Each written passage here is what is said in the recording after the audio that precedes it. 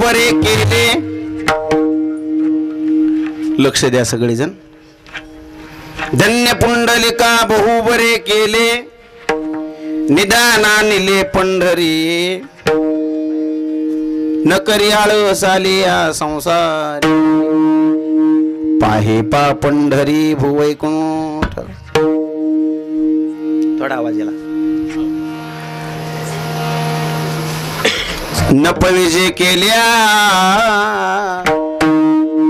तपाची राशी, ते जन लोकाशी दाखविले. न करी आळस आले या संसारी, पाहे पा पंढरी भुवैकुंठ.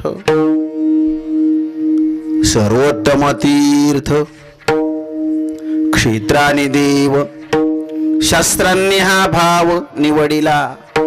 न करी आळस आलिया संसारी, पाहे पा पंढरी भुवैकुंठ. विष्णुपद गया राम नाम कासे, अवघी पाया पाशी विठोबाच्या. न करी आळस आलिया संसारी, पाहे पा पंढरी भुवैकुंठ. तुका मने मोक्ष देखिल्या कळ,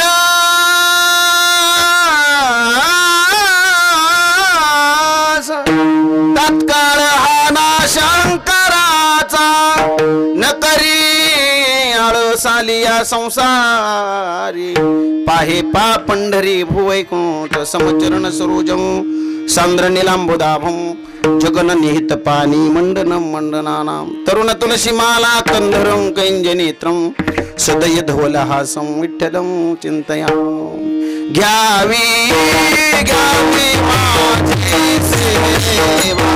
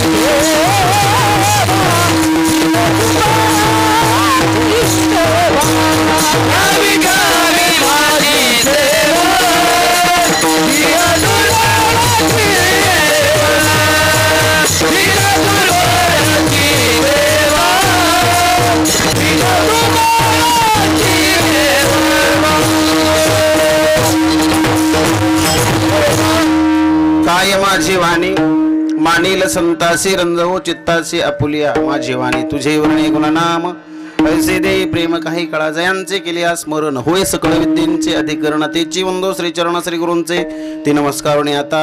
नमो सद्गुरु तुकया ज्ञान दीपा, नमो सद्गुरु सच्चिदानंद रूपा, नमो सद्गुरु भक्त कल्याण मूर्ती, नमो सद्गुरु भास्करा पूर्ण कीर्ती. श्री गुरु चरण सरोज सरोजरज निज मन मुकुर सुधारी बरण उरगु बर विमल सुजोदाय कुफलचारी बुद्धिहीन तनु जानिके सुमिरो पवन कुमार बलबुद्धि विद्या देहो मोही हरहु कलेश विकार श्री संताचे माथा चरणावरी साष्टांग हे करी दंडवत विश्रांती पावलो सांभाळा उत्तरी वाढले अंतरी प्रेम सुख आता मधुर भूमिका कीर्तनी उभे होती लोका टाळ मृदंग श्रोते देखा दया नमन माझे दंडवत आईसे नमन करुणी सकाळा हरिकथा बोली बुबडिया बोला अज्ञानी म्हणून या फुल्या बाळा चालवी सकाळा नामा म्हणे शेवे लागे शेवक झालो तुमच्या लागलो निज चरणा आहो स्वामी तुकया देवा यावरी न करावा अवेर हे दुःख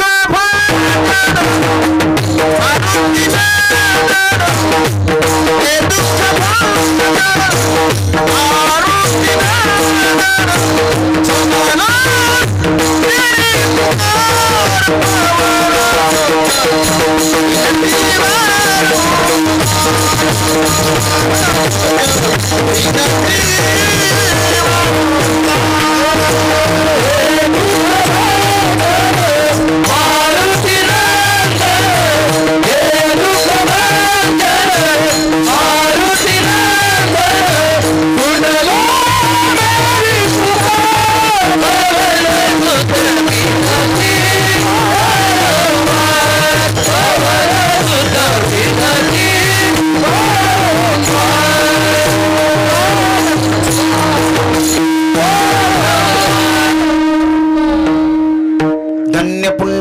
बहुबरी केले निधानानिले पंढरी न करियाळ सालिया संसारी पाहे पा पंढरी भुवैकुंठ प्रस्तुत प्राप्त प्रसंगी सेवेकरता निवडलेला अभंग यच्छे या वजड जीवांचा उद्धार करण्याकरिता भूतलावर आलेले वितराग संपन्न संत श्रीमंत श्री जगद्गुरु तुकोबाराय तसेच हिंदवी स्वराज्याचे संस्थापक हिंदू हृदय सम्राट क्षत्रिय कुलावतंस राजाधिराज महाराज श्रीमान योगी गोब्राह्मण प्रतिपालक छत्रपती सिंहासनाधीश्वर श्रीमंत राजे शिवाजी महाराज यांचे आध्यात्मिक तसे पारमार्थिक गुरु असणारे विश्ववंद्य विश्वभूषण महाराष्ट्र संत तुकोबाराय यांचा उत्कृष्ट असा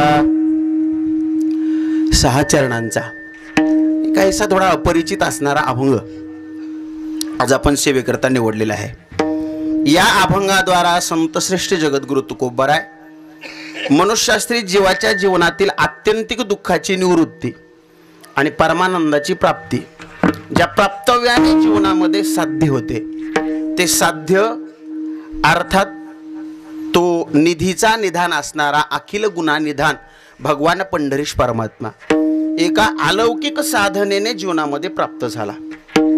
साधना काय होती व्यावहारिक दृष्टिकोनातून जर पडताळणी केली या अभंगाची तर अनन्य साधारण व्यावहारिक अभंग हा आहे आणि तुमच्या आमच्यासाठी संसारिक जीवांसाठी उपयुक्त असणारी साधना सांगणारा अभंग आहे। जगद्गुरु तुकोबारायांनी या अभंगाचं प्रयोजनच याच्यासाठी केलेलं आहे। आपण सगळेजण संसारी आहोत आणि संसारिकांना माणसाच्या जीवनामध्ये व्यवहारही तारून नेतो म्हणजे या व्यवहाराच्या बळावरती कोण कोण तरले आणि त्याची फलश्रुती काय झाली आजच्या अभंगातून आपल्याला पाहावयास मिळते। सेवेला आरंभ करण्याच्या पूर्वी थोडासा परिहार द्यायचा तो म्हणजे असा अकारण कारण करून आवरून आले भक्तवत्सल जगदादा रुक्मिणी प्राण संजीवन श्री भगवान पंढरीश परमात्म्याच्या असीम कृपेने कैवल्य ज्ञान साम्राज्य चक्रवर्ती विश्वमौली ज्ञानोबाराय अनंत कृपा विभूषित वितराग संपन्न संत श्रीमंत श्री जगद्गुरु तुकोबाराय तसेच प्रातस्मरणीय ब्रह्मीभूत श्री संत शामनाथ महाराज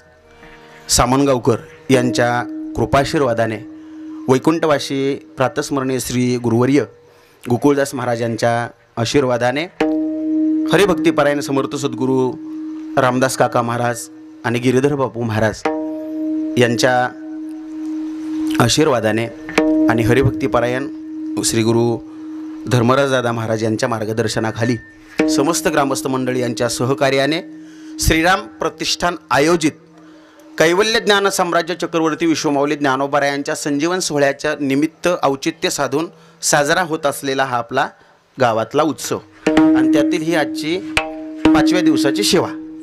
माझ्यावरती अगदी बंधुवत प्रेम करणारा आपल्या परिसराचं वैभव हरिभक्तिपरायण आकाशजी महाराज जगताप यांच्याकडून, तसेच माझे गुरुबंधू हरिभक्तिपरायण आमचे उमेशजी महाराज यांच्याकडून आलेलं तुम्हा सर्व ग्रामस्थ मंडळीचं श्रीराम प्रतिष्ठानचं आग्रहाचं आणि प्रेमाचं निमंत्रण. त्या योगे तुम्हा सर्व श्रोते सज्जन माईबापांच्या दर्शनाचा झालेला आज मला लाभ, याबद्दल मी माझं परमभाग्य समजेन. आजच्या या कीर्तनामध्ये तुम्ही सर्व ज्येष्ठ श्रेष्ठ ज्ञानवृद्ध वयोवृद्ध ऋषितुल्य श्रोतृवर्ग मंडळी, सर्व माता मावल्या तुम्हा सर्वांच्या चरणावरती नतमस्तक होईल. आज या कीर्तनासाठी आवर्जून उपस्थित असणारी सर्व महाराज मंडळी, खऱ्या अर्थानं नाही या आनंदाशी जोडा हे प्रमाण आज आपण लावून घ्यायला काही हरकत नाही, बरोबर आहे की नाही. सध्याच्या विकासमाला स्थितीमध्ये एका कीर्तनकाराच्या कीर्तनाला दुसऱ्या कीर्तनकारांना टाळ घेऊन उभं राहावं म्हणजे ही थोडी मानसिकता खराब होत चाललेली आहे. आणि पुन्हा आपलं वर्ण चाललं आहे, बचेंगे तो और लढेंगे, जसं बटेंगे तो कटेंगे चाललं आहे. ते आपलं असू द्या, म्हणजे आपल्यातले आपल्यातच राहू द्या, हे बाहेर नको आपल्याला काढायला, आहे का नाही. आणि त्यात हा एवढा सोहळा साजरा करत असताना सर्व महाराज मंडळी या ठिकाणी विशेषत्वानं उपस्थित आहेत. यामध्ये आवर्जून उपस्थित असणारे आमच्या परिसराचं वैभव रामायणाचार्य हरिभक्तिपरायण आमचे भैया महाराज धारकर महाराजही या ठिकाणी उपस्थित आहेत. महाराजांच्या चरणावरती नतमस्तक होतो. माझ्यासोबत आलेले हरिभक्तिपरायण अरुणदादा महाराज काकडे, आदरणीय दादा म्हणजे आमच्या गावाचं परमार्थाचं वैभव आहे. म्हणजे आता दादांचं वय जवळजवळ 80च्या घरात आहे. म्हणजे आम्ही ज्यांच्या करंगळीला पकडून वाऱ्या सुरू केल्या म्हणजे दादा आहेत आमच्या गावामध्ये.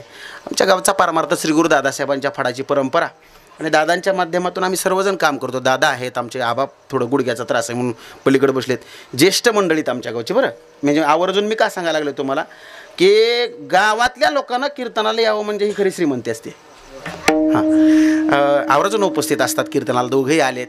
या वयामध्ये त्यांनी येणं म्हणजे कौतुकाची गोष्ट आहे, आदर्श असतो. येथ वडील जे जे अचरती असं म्हणायला काय हरकत नाही. दोघांच्या चरणावरती नतमस्तक होईल. तुम्ही सर्वजण देवळालीकर सर्व ग्रामस्थ मंडळी तुम्हाला सर्वांच्या चरणावरती नतमस्तक होईल. आणि खऱ्या अर्थानं सध्याच्या काळामध्ये धर्मासाठी अर्थ द्यायला कोणीही तयार आहे. थोडं लक्ष देऊ नाही का बरं का मी काय सांगायला लागलो. भैरवनाथ अर्थ कोणीही द्यायला तयार आहे पण वेळ द्यायला कोणीच तयार नाही. अजून थोडं सोपं करून सांगू तुम्हाला मी. धर्माच्या नावानं उमेश महाराज राजकारण करायला सगळ्यालाच आवडते पण धर्माच्या नीतीनं वागायला कोणालाच आवडत नाही. शोकांतिक आहे सध्याच्या काळात, बरोबर आहे की नाही. मग धर्माच्या नीतीनं वागायचं जर असेल तर त्याला आचारसंहिता पाळावी लागते. कीर्तनात हाव ना तुम्ही सगळीजण, आरतीला पाणी फुल होता सगळीजण बरं का. आणि थोडं लक्ष द्या, आचारसंहिता पाळावं लागते. आणि आचारसंहिता पाळत असताना आपण एकदा अंगावर कपडे घातली की लय मोठी आचारसंहिता आहे. या लोकांची इलेक्शन झालं ना ते मतमोजणी झाली महाराज की संपली आचारसंहिता. पण आपली आचारसंहिता मात्र आयुष्यभर चालते आचारसंहिता. तुम्ही सर्वजण वारकरी जोग महाराज वारकरी शिक्षण संस्थेचे विद्यार्थी आहात, आकाश महाराजांचे मित्र कंपनी आहात. आता महाराजांची कथा असल्यामुळे आता महाराजांचं नाव वाचायला भेटलं, बरोबर आहे की नाही. बनशी महाराज समजा आमच्या इकडचे आहेत. तुम्हा सर्वांच्या चरणावरती नतमस्तक होतो. तुमची सर्वांची नावं काय माहीत नाहीत. आता विनय महाराज एक समजा आमच्याच परिसरातला बिचारा, बरोबर आहे की नाही. त्याच्यामुळे महाराजांचं आहे, बरोबर आहे की. तुम्ही सगळीजण तुम्हा सर्वांच्या चरणावरती नतमस्तक होतो. हरिभक्तिपरायण आमचे भैरवनाथ महाराज जाधव संगीत अलंकार गोड एकदम आहे. ही पोरं म्हणजे निरअहंकार वृत्तीने परमार्थ करणारी मंडळी आहेत. आमचे हरिभक्तिपरायण नामदेव महाराज, हरिभक्तिपरायण आमचे दत्ता महाराज. मला आकाश महाराजांचे कौतुक करावं वाटायला लागले. सगळी परिसरातली चांगली एका ठिकाणी आणण्याचं काम आकाश महाराज तुमच्या या निर्णयाने केलं. आनंद वाटला या गोष्टीचा. तसं नाही महाराज, आपण सत्य सगळेजणच करतो, बरोबर आहे की नाही. पण आपण परिसरातली लोक बोलतो भैया महाराज म्हणजे थोडं मला खंत वाटली. आम्ही सुद्धा आहोत पण आमच्या इथं कसं आहे, आमची इथली परंपरा जरा थोडी मोठी. ते बारक्या इच्छानं आमचा ठणकाच राहत नाही. ते मोठा लागतंय ते नाविलाच आहे, बरोबर आहे की नाही. पण तुमचं मला छान वाटलं. तुम्ही सगळी परिसरातली लोक गोळा केली आणि हे तुम्ही आम्ही खेळीमिळी गदारोळी आनंद आहे. खऱ्या अर्थानं हा खरा आनंद आहे. महाराजांच्या चरणावरती पुन्हा एकदा नतमस्तक होतो. आमचे दत्ता महाराजांना मृदंग वाजवावा, नामदेव महाराजांना वाजवावा. तुम्ही सर्वांना कीर्तनामध्ये टाळ घेऊन उभं राहावं आणि तुम्ही सर्वांना समोर बसून ऐकावं एवढा अधिकार माझा नाही. मात्र एक आहे दास मी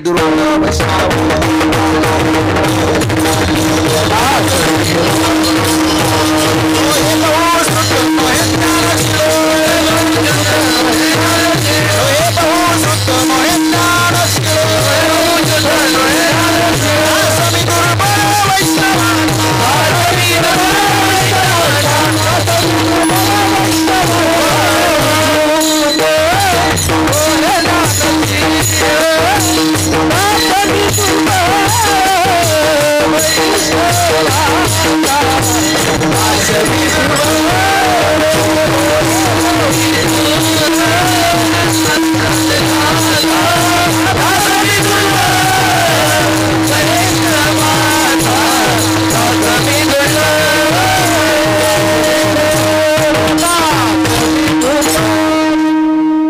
बहुश्रुत नोहे ज्ञानशीळ दास मी दुर्बळ वैष्णवांचा. मी आदरणीय वैकुंठवासी प्रातस्मरणीय श्री गुरु धोंडो पंतजी दादा भजनी सांप्रदायिक फड पंढरपूर. श्री गुरु दादासाहेबांच्या फडाचा एक पाईक असणारा विद्यार्थी आहे. दादासाहेबांच्या अंगणामध्ये सेवा करत असताना जे काही संतांचं उच्चिष्ट माझ्या पदरामध्ये पडलेलं आहे ते तुमच्यापर्यंत पोहोचवण्याचा प्रयत्न करणार आहे. ऐका, लक्ष द्या कीर्तनामध्ये. मी तुम्हाला कीर्तन सांगत असताना आपापला पॅटर्न वेगवेगळा ठरलेला असतो कीर्तन करायचा. कीर्तनकार आपापल्या पद्धतीनं अर्थ लावण्याचा प्रयत्न करत असतो. आता जगद्गुरु तुकोबाराला भया महाराज काय अर्थ अभिप्रेत होता तुकोबारांना माहिती आहे, परंतु आपण आपल्या अनुषंगिक विचारानं आपण समाजाला सांगण्याचा प्रयत्न करत असतो. आजचा हा अभंग अनन्यसाधारण असून आजचा अभंग हा व्यावहारिक अभंग आहे. मी तुम्हाला व्यावहारिक अभंग आहे म्हणजे कशासाठी सांगायला लागलोय की माणसाच्या जीवनामध्ये व्यवहार खूप महत्त्वाचा असतो. श्री गुरु भाऊ सांगायचे विद्यार्थ्यांना पाठ घेत असताना, भाऊ म्हणायचे भैरवनाथ महाराज, ज्या माणसाला व्यवहार चांगला करता येतो बरं का, ज्या माणसाला व्यवहार चांगला करता येतो त्याला परमार्थ चांगला करता येतो. ज्या माणसाला व्यवहार जमत नाही त्याला परमार्थातलं काही ढेकळं बी जमत नाही म्हणायचे. म्हणजे मोठ्यांची वाक्य ऐकायला सोपी असतात पण त्यात अंतर्मुख झाल्याच्या नंतर खूप गहन अर्थ असतो. म्हणजे तुम्हाला अजून थोडं सोपं करून सांगू, ज्या माणसाला संसार चांगला करायला येतो त्याला परमार्थ चांगला करता येतो. ज्या माणसाला संसार नीट करता येत नाही त्याला परमार्थातलं काहीच जमत नाही. याच्यासाठी ज्ञानोबरायची ओवी सांगून टाकतो मी तुम्हाला, ज्याचे ऐहिक धडण आहे त्याचे परत्र पुसशिक आहे. म्हणजे ज्याचं स्वतःच नीटनेटकं नाही त्याचं दुसऱ्याचं काही सांगता येत नाही. मग संसार करत असताना खूप महत्त्वाची साधन आहे. संसार हा लक्ष देऊ नये का कीर्तनामध्ये, कोणत्याही संत महात्म्याने विहित कर्म सोडून परमार्थ केला नाही. आपल्या वाट्याला जे काम आलं ते श्रद्धेने निष्ठेने केलं. कबीर मोमीन, लतिफा मुसलमान, कानोपात्रा खोदू, पिंजारी तो दादू, भजने आबेदू हरीचे पाय. बरोबर आहे की नाही? हे तुम्ही सगळ्यांची यादी बघून घेताय, तुम्हाला सर्वांना माहिती आहे. पण ऐका की नरहरी सोनारा घडू फुंकू लागे, माळ्या सावत्यास खुरपू लागे.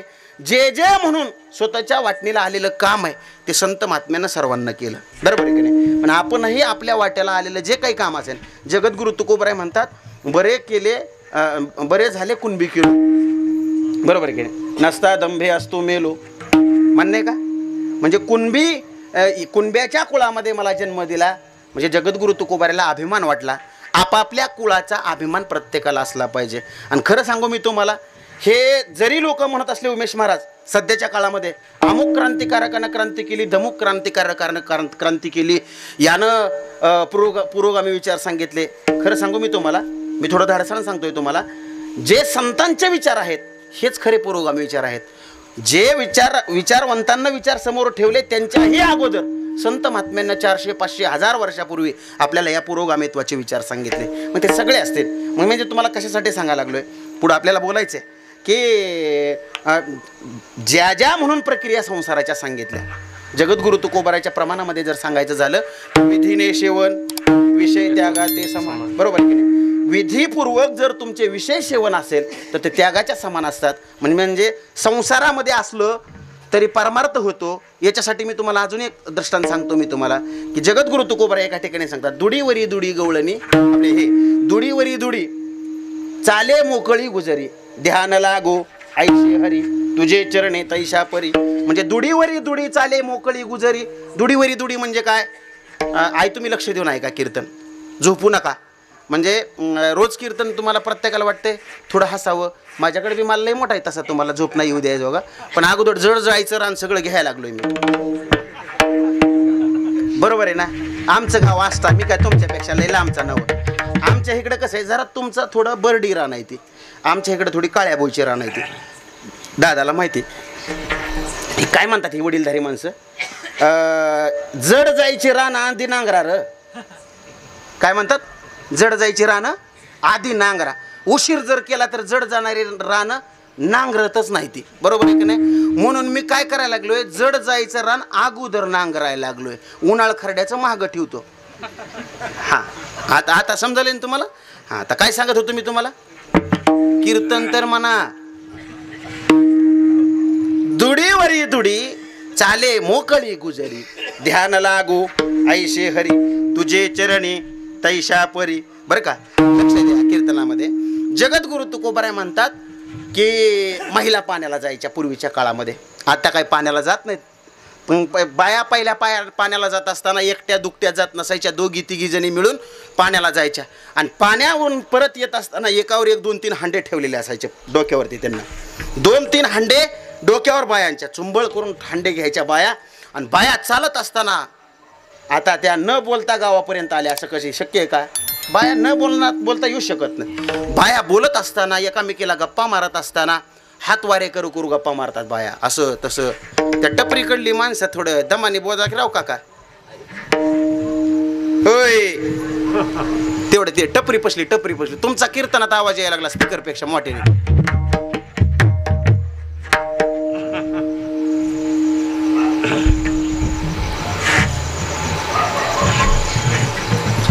झालं का त्यांचं? हा म्हणजे आम्हाला सुरू करायला तुमचा आतमध्ये यायला लागला आवाज. हळूहळू गप्पा हा ना. हा ऐका, काय सांगत होतो मी तुम्हाला? हा तुम्ही हो गावातले, काय सांगत होतो मी तुम्हाला? ऐका, बाया पाण्याला गेल्या आणि पाण्याहून येताना काय केलं त्यांनी? डोक्यावर काय घेतले? हांडे घेतले. किती घेतले? कमीत कमी 2 तर 100%. एखादी जरा जास्त सुगरण असली तर तिसरा बी ठेवला तिनं वरी, बरोबर की नाही? 3 हांडे 100% डोक्यावर घेऊन बाई पाण्याहून घरला येते. आणि येत असताना बाया एकामेकीला अशा गप्पा मारत यायच्या. विनय महाराज हात हलवत एकामेकीला अशा हाताचे वारे करत करत अशा गप्पा मारतात. मला तुम्हाला दृष्टांत याच्यासाठी सांगितलं आहे तुकोबारायने. बाया गप्पा हाणत असताना व्यवहार बोलायचा चालू आहे, पण डोक्यावरचे हांडे पडू देतात का? डोक्यावरचे हांडे पडतात का त्यांच्या? हात तर लावलेला नाही. एकावर एक हांडे किती ठेवलेत? 3. व्यवहार चालू आहे, गप्पा मारायचा, व्यवहार चालू आहे, बोलायचा. आणि चित्त कुठं लागले? हांड्यावरती लागले. जगद्गुरु तुकोबाराय तसंच म्हणतात, व्यवहार जरी आमचा संसाराचा चाललेला असला तर संसारातलं प्रत्येक कर्म, प्रत्येक क्रिया ही आमची परमार्थ स्वरूप असली पाहिजे. ध्यान लागू चरणी तैशा परी. म्हणजे मग आम्हाला संसारातली प्रत्येक क्रिया ही कशी वाटली पाहिजे? परमार्थ स्वरूप वाटली पाहिजे. अजून थोडं सोपं करून सांगू तुम्हाला. कपाळाला गंध लावला, भजन केलं, कीर्तन केलं, देवदेव केला म्हणजे परमार्थ नाही होत. ऐका लक्ष देऊन. बरीच लोक तुम्हाला समाजामध्ये पाहायला भेटतील, त्यांच्या कपाळाला गंध असतो, गळ्यात तुळशीची माळ असते, भजन करतात, कीर्तन करतात, देवदेव करतात, पण समाजामध्ये वागत असताना राक्षसापेक्षा बेकार वागतात. याला परमार्थ म्हणत नाहीत. या उपर तुम्हाला काही काही लोक अशी पाहायला भेटतील, त्यांच्या कपाळाला गंध नसेल, गळ्यात तुळशीची माळ नसेल, त्यांच्याच्यानं भजन कीर्तन करणं होत नसेल, त्यांच्याच्यानं देवादिकाचं दर्शन घेणं होत नसेल, पण त्यांच्या आचरणाची उंची एवढी मोठी असते का त्यांच्या आचरणाचा हेवा देवालाही वाटावा या उंचीची काही काही लोक असतात. त्या उंचीचं जीवन म्हणजे परमार्थ असतो. याच्यापेक्षा परमार्थ लय मोठा नसतो. आणि असाच परमार्थ की ती केलेली साधना व्यवहाराची की फलद्रूप होते आणि साक्षात भगवान परमात्म्याला सुद्धा अवतार धारण करावा लागतो. हे आजच्या अभंगाचं गमक आहे. आलं लक्षात तुमच्या इथंपर्यंत? आता तुम्हाला एवढं लक्षात आलं. आता मला अजून थोडं तुमच्या पुढे सांगायची एक गोष्ट आहे की सध्याच्या काळामध्ये सप्ताह करतो आपण, कथा कीर्तनं करतो. बरीच लोक आकाश महाराजांसारख्याकडे येत असतील, उमेश महाराजाला म्हणत असतील, काय हे उपस्थित धंदा आहे का की बाबा तुमचा? आता उगच गावात एक सप्ताह, पुन्हा वरी एक सप्ताह, इकडे सगळे सप्त दिंड्यान पंक्तीन 4 सप्ते, बरोबर आहे का नाही? ताण येते का नाही सांगा बरं तुम्ही? हा आहे का नाही? ताण येते लोकांवरती. मग का करायचा सप्ताह? सांगतो तुम्हाला. चला, सप्ताह काय करावा लागतो? सप्ताह केले ना काय होते बाबा? म्हणजे ज्ञानोबा यांच्या भाषेमध्ये सांगून टाकतो मी तुम्हाला की हरपले आपण पे पावे, पाहता संता ते जिवसावे, म्हणून वानावे ऐकावे त्याचे सदा. म्हणजे दरवर्षी सप्ताह करायचा, दरवर्षी ऐकायचं, दरवर्षी तीच कीर्तनं. कटाळा आला म्हणतात काही काही लोक, पाठ झाला आमच्या ऐकून होय. मग सारखं काय ऐकायचं सांगतो मी तुम्हाला. आता ज्ञानोबा काय म्हटले आपल्याला? हरपले आपण पे पावे, बरोबर आहे की नाही? आपलं काहीतरी काय झाले महाराज म्हणे हरपले, आणि हरवलेलं पुन्हा मिळवायचं. हरपले आपण पे पावे, बरोबर आहे की नाही, आपल्याला ते प्राप्त करायचंय, हरवलेलं मिळवायचंय. मग हरवलेलं मिळवण्यासाठी काय करावं लागतं? तुम्हाला टेन्शन यायला लागलंय का बरं खाली बसणाऱ्या लोकांना? हा म्हणजे मी सांगितलेलं समजावून झाले का तुम्हाला? बोला हो, बोला बोला, तुम्ही असं भिवू नका. मी काय म्हणतोय तुम्हाला, हरवलेलं मिळवण्यासाठी काय करावं लागतं? काय करावं लागतं? हा असं सांगा तुम्ही. ही ह्याला म्हणतात भाषा. शोधावं लागतं, फिरावं लागतं, नाही हुडकावं लागतं. हा 56 भाषेचा केला शे गौरव, रांगडी भाषा आपली, बरोबर आहे की नाही, हुडकावं लागते. आता मला सांगा, तू सांगून सापडते का हुडकून सापडते? बोला हो, बोला बोला, तुम्ही कशी सापडते? सांगून सापडते का? तुमचा विचार होईस तर चहा पिऊन येऊ का आम्ही सगळे? म्हणजे तुम्ही खालची बोली ना गेला म्हणून म्हणतो आम्हाला माहिती हो आमचं कीर्तन काय चाललंय, ती तुमच्यासाठी सांगायला लागला आम्ही तुम्हाला. मी काय म्हणतोय तुम्हाला, हरवलेली वस्तू मिळवण्यासाठी सांगून सापडल का हुडकून सापडल? असं काय त्यात एवढा अवघड? हुडकूनच सापडणार आहे, सांगून सापडत नाही. आता मला दुसऱ्या प्रश्नाचं असंच उत्तर द्या, हरवलेली वस्तू ऐकून सापडते का हुडकून सापडते? ऐकून. नीट ऐका हो, मी काय म्हणतो तुम्हाला, आपली वस्तू हरवली आणि ती मिळवायची, आपल्याला सांगून सापडत नाही, हुडकूनच सापडते. एका प्रश्नाचं उत्तर बरोबर तुम्ही. आता मला दुसऱ्या प्रश्नाचं उत्तर द्या, ती वस्तू ऐकून सापडेल का हुडकून सापडेल? कशी सापडेल? हा ऐकून सापडेल का हुडकून सापडेल? ही पोरं हुशार आहेत बाबा लेकर, हे आकाश महाराजाचे विद्यार्थी दिसायला लागले, बरोबर आहे का नाही? हुडकून सापडते हो, ऐकून सापडत नाही, सांगून सापडत नाही. कशी ऐकून सापडेल वस्तू? बरोबर आहे का नाही? आपली वस्तू हरवलेली ऐकून कशी सापडेल? नाही सापडत. ऐकून बी सापडत नाही, हुडकून बी आपले सांगून बी सापडत नाही. पण लक्ष द्या कीर्तनामध्ये 2 मिनिट. त्याच्यामुळे मी तुम्हाला सुरुवातीला सांगितलं होतं आर्थिंगला पाणी फुल वाता, बरोबर आहे की नाही? आता अजून डबल वाता. आणि आता लक्ष द्या, आता ज्ञानोबा काय म्हणतात, हरपले आपण पे पावे. आता पाहता संता ते घेऊन सगळे तुकडा बाजूला ठेवा. हरपले आपण पे पावे म्हणून वानावे म्हणजे सांगावे, ऐकावे तेची सदा. सारखं तेच सांगा आणि सारखं तेच ऐका, म्हणजे काय होईल? हरपले आपण पे पावे, आपल्याला हरवलेलं मिळेल. काय हरवलंय नेमकं? तुम्ही बी आता सगळे गोंधळात पडला. याचं उत्तर क्लिअर करतो मी. स्थूल देह, सूक्ष्म देह, कारण देह आणि महाकारण देह. स्थूल देहाच्या संबंधाने जर विचार करायला गेलो, आपली स्थूल वस्तू जर हरवली असती तर ती सांगून आपले हुडकून सापडली असती. पण आपली सूक्ष्म देहाच्या संबंधाने विचार करायला गेलो तर आपली सूक्ष्म वस्तू हरवली आहे, जी का सांगून आणि ऐकून सापडणार आहे. मग सूक्ष्म वस्तू काय हरवली? तर लक्ष द्या कीर्तनामध्ये, आपल्याला माणसांची गर्दी भरपूर दिसते, पण गर्दीमध्ये माणूस शोधावा लागतोय. ही शोकांतिका आहे सध्याच्या काळातली. म्हणजे माणसातलं माणूस पण हरवलंय. माणूस माणसासारखा जगना गेलाय, माणूस माणसासारखा वागना गेलाय, माणसाला माणसाचा व्यवहार समजना गेलाय. म्हणून वानावे ऐकावे तेचे सदा. नाही कळालं तर आता अजून थोडं सोपं करून सांगतो. म्हणजे माणसाचं माणूस पण कसं कमी झालंय ते. आता लक्ष द्या कीर्तनामध्ये. मला नागपूरला कीर्तनाला जायचं होतं. मी माझ्या कीर्तनामध्ये नेहमी दृष्टांत सांगतो, वस्तुस्थिती जीवनामध्ये घडली होती माझ्या. नागपूरला कीर्तनाला जायचं होतं म्हणून मी आपल्या कुर्डुवाडीच्या रेल्वे जंक्शन स्टेशनवरती विकास महाराज रेल्वे रिझर्वेशनच्या बुकिंगच्या लाईनमध्ये थांबलो होतो. सकाळी 10 वाजता वेळ सकाळची 10 वाजायची आहे. रेल्वे रिझर्वेशनच्या बुकिंगची लाईन म्हटल्याच्या नंतर खूप मोठी लांब रांग लागली होती. लाईनमध्ये जाऊन उभं राहिलो. हळूहळू करीत मागं लांब वाढत गेली रांग. भूक तर लागली आहे, 10 वाजलेत. खावं तर काहीतरी वाटते पण दिसत काहीच नाही. योगासा एका म्हाताऱ्या बाबाचा आवाज माझ्या कानावरती आला. शेंगा घेता का? शेंगा, भुईमुगाच्या गरम गरम शेंगा. मी त्यांना हाक मारली. 10 रुपये दिले. शेंगा विकत घेतल्या. शेंगा खात असताना शेंगदाणे तोंडात टाकायचो, टरफलं हातात साठवायचो. बघता बघता शेंगा संपल्या, शेंगदाणे संपले, हातात फक्त टरफलं उरली. टरफलं टाकायची कुठं? डावीकडे बघितलं स्वच्छता राखाचा बोर्ड आहे, उजवीकडे बघितलं स्वच्छता राखाचा बोर्ड आहे. पुढं मोठी रांग आहे, मागं मोठी गर्दी आहे. लाईन तर सोडता येत नाही. खाली फेकून दिली असती. मी बिलय खोडीचा माणूस आहे. हा, पण माझ्या अंगावर महाराजाचे कपडे. करंट लागला नाही वाटत तुम्हाला? बरोबर आहे का नाही? टर्पल तशीच हातात राहू द्या. मला महाराजाच्या कपड्याचं सांगू द्या एकदा जरा. आता ऐका आता बया महाराज बाकीच्या लोकांना समाजातल्या कुणी काही केलेलं चालेल पण महाराजांना काही केलेलं चालेल का? बरोबर आहे का नाही? तुमचं काही खपल पण आमचा माल खपू शकत महाराज लोकांनी म्हणल्यावर हां मग आहे जमतं का उमेश महाराज तसं? आणि महाराज आणि तुम्ही बरोबर आहे का नाही? माईच्यानं खोटं सांगा ना मी तुम्हाला लोह्याला कीर्तनाला चाललो होतो नांदेडला नाही आणि लोह्याला कीर्तनाला जाताना बरोबर आहे का आता ह्या पोरं आहे माझ्यासोबत आता त्यात सांगतो तुम्हाला मी आणि कीर्तनाला जाताना ते आपल्या लातूरच्या पुढे ते चिवड्याचं अष्ट आहे बघा आमच्या गावासारखंच गावाचं नाव पण त्याला चिवड्याचं अष्ट म्हणजे चिवडा लय प्रसिद्ध आहे तिथलं.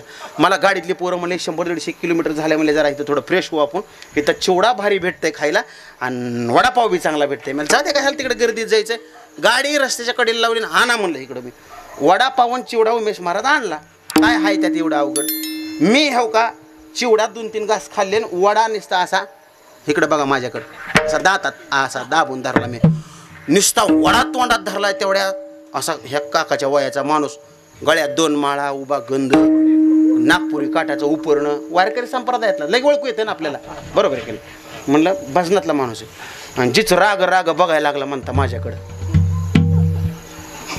जवळून भया महाराज कसाच पापणी खाली पाडीना गिळण का वडापाव सांगा बरं तुम्ही कसा गिळण सांगा बरं तुम्ही मी तोंडात धरलेला बाहेर काढला ना नाही हो आपली ताकद म्हणलं खायची मी म्हणलं मामा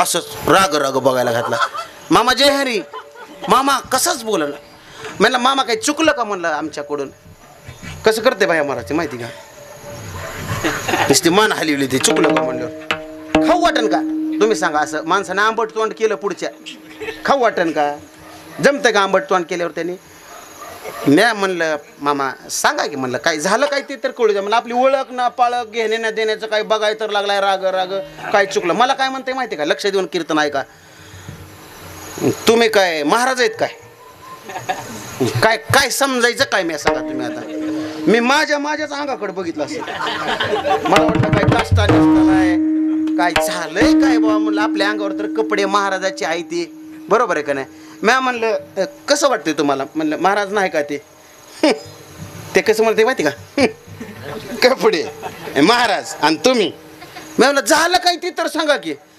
महाराज रस्त्याच्या कडेला का वडापाव खाते ती का म्हणला नीट विचार करा बरं का हसण्यावारी सोडून देऊ नका रस्त्याच्या त्याचं बी बरोबर होतं रस्त्याच्या कडेला उभा राहून महाराजांना खाल्लेला वडापाव सुद्धा लोकांना सहन होत नाही किती मोठी आचारसंहिता असते तुम्ही समजून घ्या ह्या कपड्याचा लय कार्यक्रम अवघड आहे बरोबर आहे का नाही आम्ही बी माणसाच होतो उमेश महाराजाला मगाच म्हणलं मी तुम्ही पेटी काय पॅन्टीवर आणि शर्टावर बरं दिसना गेला बरोबर आहे की नाही मी बी नाईट पॅन्टीवर आणि टी शर्टावर जर इथं आलो असतो म्हणजे तुम्ही मला महाराज म्हणला असताव का कशामुळे महाराज म्हणला तुम्ही अजून तुम्हाला एक दृष्टांत सांगतो महाराजाच्या कपड्याचं कसं असतं ते तुम्हाला रामायण सगळ्याला माहिती आहे महाराज भी इथं समोरच बसलेत मला तुम्ही उत्तर द्या तुम्ही पाठ केले रामायण कारण रामायण ऐकणारी सगळी लोक आहे ती तरणी पोरं कीर्तनालाच नाही ती मला पुन्हा बघतो त्यांचं काय आहे ते ऐका तुम्ही आता मला एक उत्तर द्या आई तुम्ही कीर्तन ऐकता मग सगळ्या आणि लक्ष द्या कीर्तनातलं उत्तर द्या मला रावणाचा आणि रामाचा तुम्हाला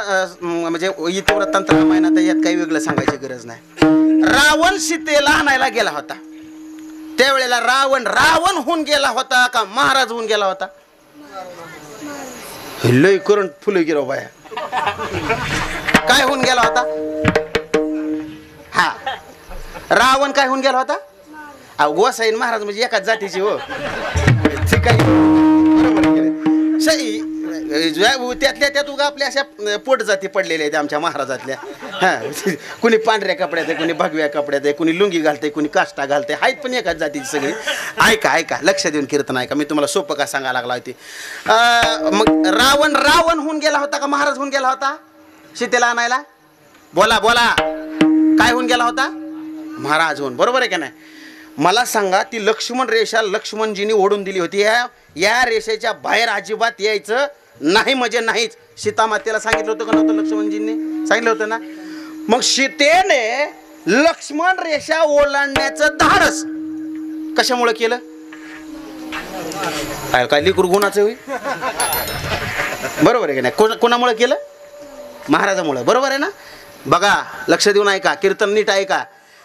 सीतेने लक्ष्मण रेषा ओलांडण्याचं धाडस कशामुळं केलं? पुढं कोण आहे?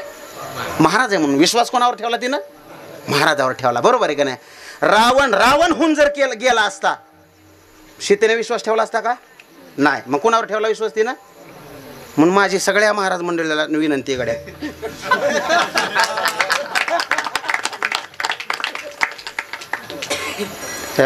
म्हणजे असं जाकलेलं बरंच की भाई. अवघड झालंय आकाश महाराज. लई मोठ्या रावणांना महाराजाचे कपडे घातल्यात आता सध्याच्या काळात.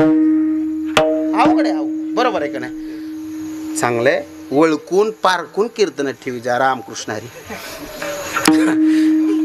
कळलं ना तुम्हाला आता कपड्याचं, बरोबर आहे का नाही? हे कपड्याचा लय कार्यक्रम अवघड. कुठं आलतो आपण कीर्तनात? ह्याला म्हणतात कीर्तन ऐक ना, बरोबर आहे का नाही? टर्फला हातात होती माझ्या, बरोबर आहे का नाही? तिथनं आपलं हे चाललं होतं आचारसंहितेचा कार्यक्रम. आता ऐका, ते टर्फला कशी टाकायची खाली. मी महाराज असल्यामुळं अशी हातात टर्फला घेऊन उभा आहे.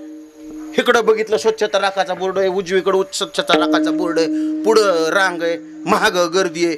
आता टर्फला टाकायची कुठं म्हणून मी माझ्या पाठीमागच्या लाईन मधल्या माणसाला विचारलं. म्हणलं का हो दादा, म्हणलं मी हे टर्फला टाकू कुठं? ते मला काय विचारता महाराज, टाका की पुढच्याच्या खिशात. मी म्हणलं अहो त्याला कळलं तर. मला त्याला कशाचं कळतंय? मागच्या अर्ध्या तासापासून मी केळाची साल तुमच्या खिशात टाकतोय, तुम्हाला तरी कुठं कळलं?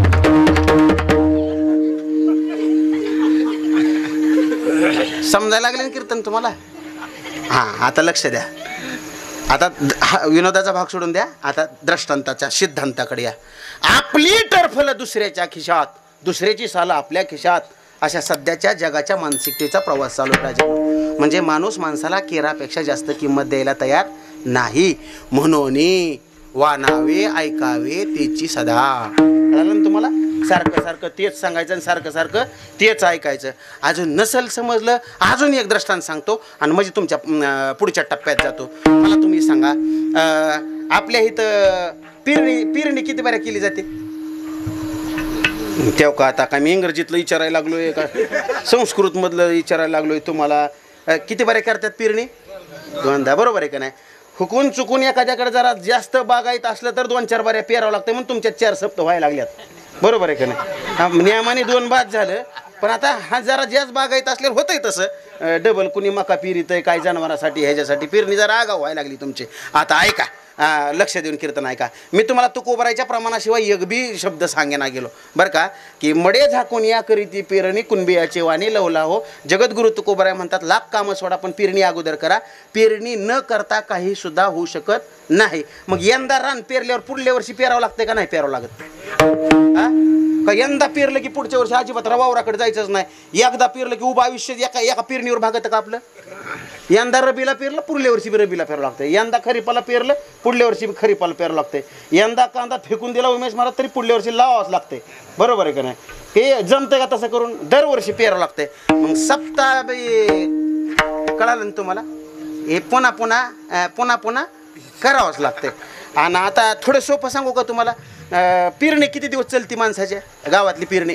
लयत लय हे आता समजा कसं आहे, वापशानुसार सवडीनं पेरतात लोक. ती काय आगाताला धावून आणि रब्बीला, बरोबर आहे का नाही, राहून पेरतात लोक. आता राहून असल्यामुळे जमतंय, पण आगाताला तसं जमतंय काय? मृग नक्षत्राचा पाऊस पडला, असा फास्ट कार्यक्रम असतोय पेरायचा, की कोणाचा बारदाना घेऊन त्यानं काय करतो माणूस? पेरणी करून घेतो. कुणबियाची वाणी लवला हो. म्हणजे तुम्ही लाहो करा. जगद्गुरु तुकोबाराय म्हणतात पेरणीला. मला उत्तर द्या, तुम्ही सगळे शेतकरी लोक आहो. आपल्या शेतामध्ये ज्याचं पीक घ्यायचंय त्याचं बी टाकावं लागतं का नाही टाकावं लागत? ज्याचं पीक घ्यायचंय त्याचं बी टाकावं लागतंय का? तुमच्या देवळाला येतं असं कोणाचं वावर आहे, महाराज न पेरताच फक्त आम्ही तूर म्हणलं की तूर उगवतीये, सोयाबीन म्हणलं की सोयाबीन उगवते, फक्त बोट दाखवायचं, ह्या तुकड्यात तूर पाहिजे, ह्या तुकड्यात सोयाबीन पाहिजे, जमतं का असं उमेश महाराज? त्याला काय करावं लागतंय? लक्ष द्या कीर्तनामध्ये काय करावं लागतंय? त्याला पेरावंच लागतंय. न पेरता उगवतं का? पटलं आता तुम्हाला इथपर्यंत? मग आता बी पेरत असताना कसलं बी पेरायचं जमतं काय तुम्हाला? कोणाच्या घरी जर सोयाबीनचं बी असलं आणि त्यानं घसा जरी कोरडा करून सांगितला आमच्यातलं बी लय चांगलं आहे, तुम्ही विश्वास ठेवताव का? तिकडं भूमला जाऊन 3,500ची बॅग तर फडत घेऊन येणार, पण हिथल्या बियावर विश्वास ठेवतो का आपण?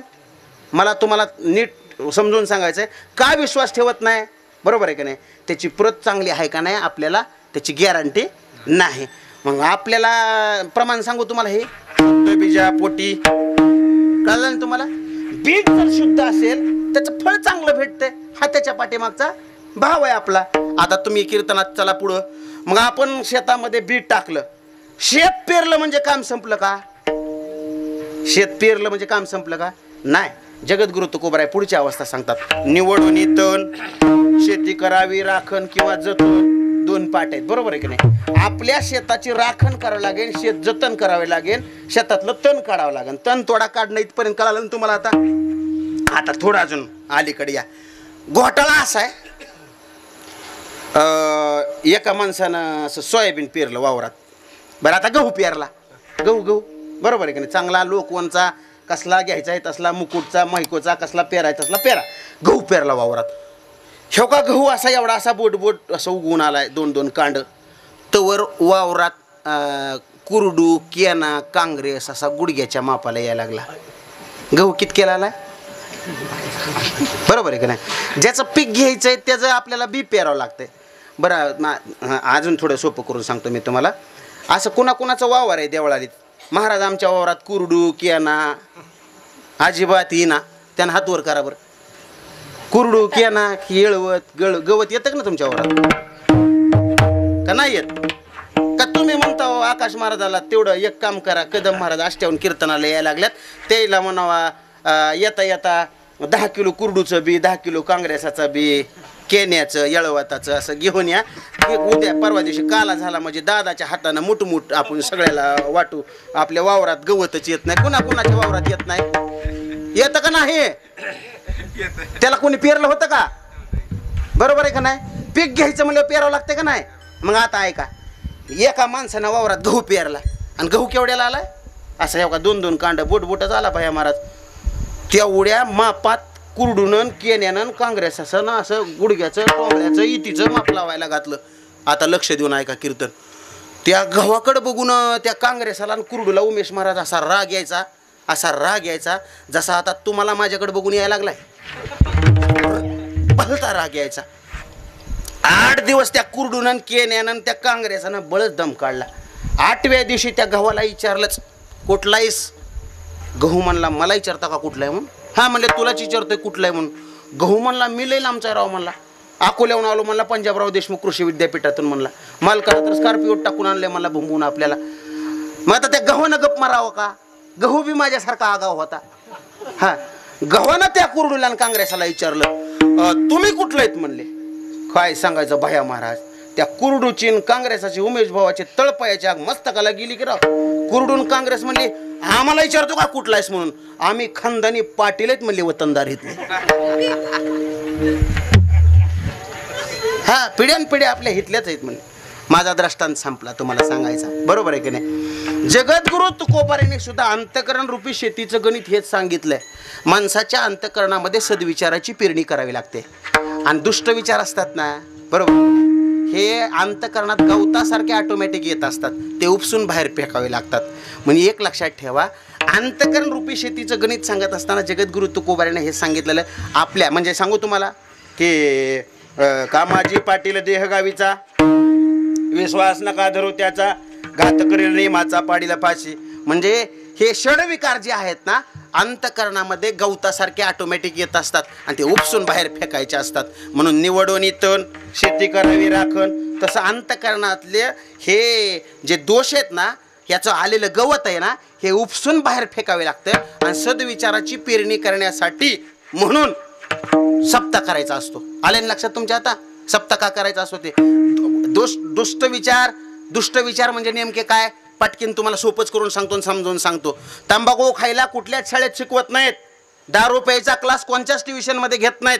तरी सुद्धा 80% लोक दारू पितात आणि तंबाखू खातात. फक्त आपल्या धाराशिव जिल्ह्यात आणि भूम तालुक्यात. तुमच्या देवळाला इथंच कोणी दारू पित नाही, तंबाखू खात नाही, म्हणून सांगायला घातलंय तुम्हाला.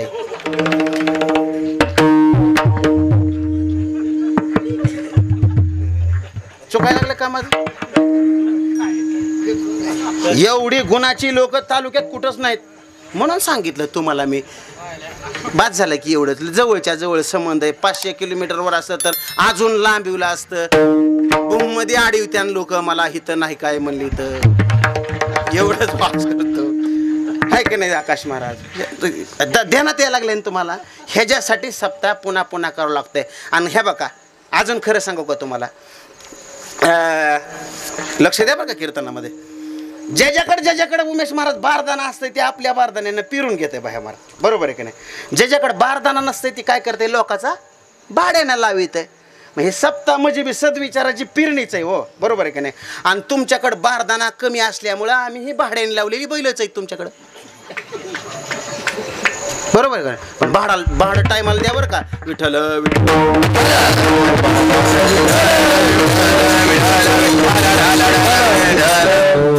आलं लक्षात तुमच्या, बरोबर आहे की नाही. म्हणून सप्ताह करायचा असतो. सप्ताह माणसाच्या अंतःकरणाला सकारात्मक ऊर्जा देतो आणि सकारात्मक ऊर्जेनं माणूस, बरोबर आहे का नाही, असा चैतन्यवान जीवन जगायला तयार होतो. माणसाच्या जीवनामध्ये जर सकारात्मक विचार नसतील, माणूस जर नैराश्याने ग्रासला गेला तर माणसाला जीवन निरर्थक वाटतं, जगायला नको वाटतं. पण माझी तुम्हाला विनंती आहे, बरोबर आहे की नाही, जीवन जगत असताना असं मस्त जीवन जगायचं.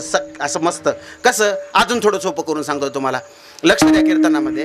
माणसानं जीवनामध्ये धन कमवलं, श्री गुरुभाऊ सांगायचे, माणसानं जीवनामध्ये धन जर कमवलं तर माणसाचं दारिद्र्य दूर होतं. आणि माणसानं जर ज्ञान कमवलं तर माणसाच्या जीवनातलं दुःख दूर होतं. मग मला उत्तर द्या, माणसानं जीवनात दारिद्र्य दूर करावं का दुःख दूर करावं? दुःख दूर करावं. दारिद्र्य दूर करायला धनानं दारिद्र्य दूर होऊ शकतंय. माणसाच्या जीवनामध्ये भौतिक सुखासाठी लागणाऱ्या सुखवस्तू विकत आपण धनाच्या जीवावरती घेऊ शकतो. पण माणसाच्या ज्ञानाच्या जीवावरती चित्ताची अवस्था तयार होते. आणि मग काय होतं, किंबहुना सोय जीवात्मयातील आहे आणि ते तर जे होय तया नाम सुख. तुमच्या चित्ताची अवस्था सुखावह होण्यासाठी केलेला प्रयत्न म्हणजे काय असतंय, परमार्थ असतो. पण माझी विनंती आहे तुम्हाला, सुटू दे काय होत नाही, त्याला टोपी द्या, काय होत नाही, ते निसू द्या, नाही काय. मग विठ्ठल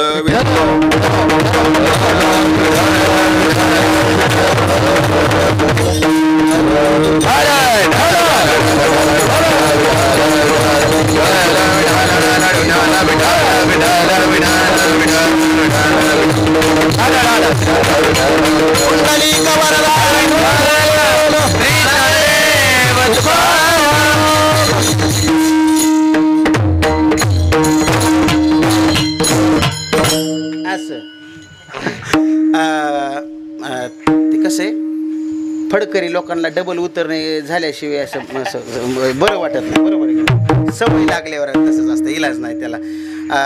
काय सांगत होतो मी तुम्हाला, कीर्तन तरी म्हणावं, बरोबर आहे का नाही. ऐका, माणसानं जीवनामध्ये धन कमवल्याच्या नंतर दारिद्र्य दूर होतं आणि माणसानं ज्ञान कमवल्याच्या नंतर काय होतं तर दुःख दूर होतं. दुःख माणसाच्या जीवनामध्ये किती जरी पैसे कमवले तरी माणूस समाधानी होऊ शकत नाही. पण माणसाच्या चित्ताची अवस्था सुखावह झाली तर माणूस निश्चित समाधानाला प्राप्त होतो. म्हणून एक लक्षात ठेवा, ते नेविन जीवा एवढंच घ्या, बरोबर आहे की नाही. मग काय करावं लागतं, तो देव कळण्यासाठी व्यवहार करावा लागतो. व्यवहार हा परमार्थ स्वरूप असावा लागतो. जगद्गुरु तुकोबाराय म्हणतात असाच, बरोबर आहे की नाही, असाच एका व्यक्तीने, एका भक्त शिरोमणीने जीवनामध्ये व्यवहार केला, बरोबर आहे की नाही. आणि त्याचं नाव आहे पुंडलिक. जगद्गुरु तुकोबाराय म्हणतात व्यवहाराच्या बळावरती धन्य झाला अभंगाचं प्रथम चरण.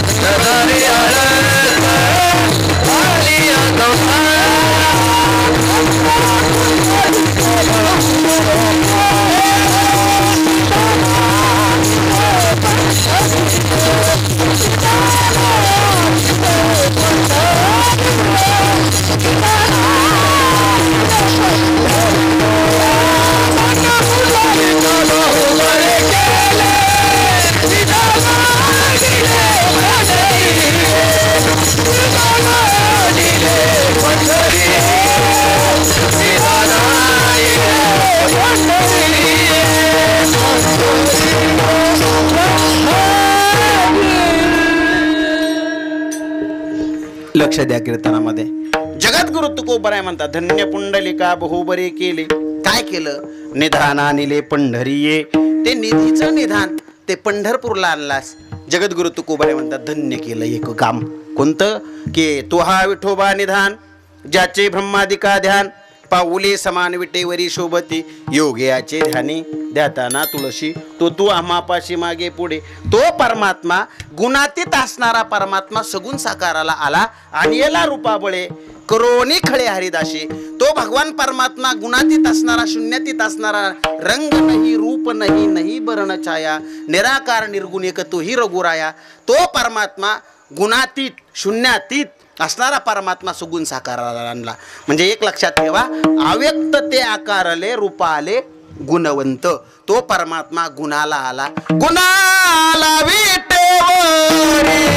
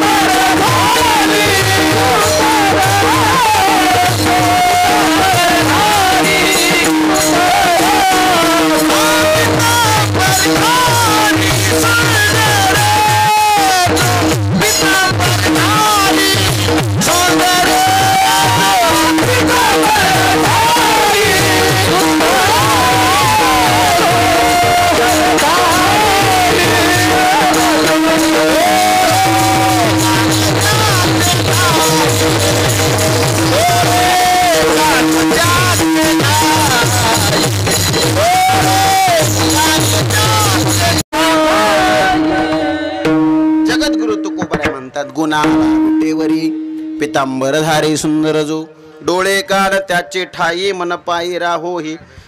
तो परमात्मा सगुण साकाराला आला. मग एक लक्षात ठेवा, अव्यक्त ते आकार आले. अव्यक्त असणारा परमात्मा म्हणजे आकाराला आला, तो रूपाला आला की आला नावा रूपा तुका म्हणे झाला सोपा. तो परमात्मा सोपा झाला. मग मला एक सांगा की या परमार्थाच्या मार्गावरती बरोबर आहे की नाही, तुका म्हणे तुम्ही मला याची वाटे, म्हणजे या मार्गाने जर गेला तुम्ही न पडे गुंता कोठे काही की अजून थोडं सोपं सांगू तुम्हाला. पुढे गेले त्याचा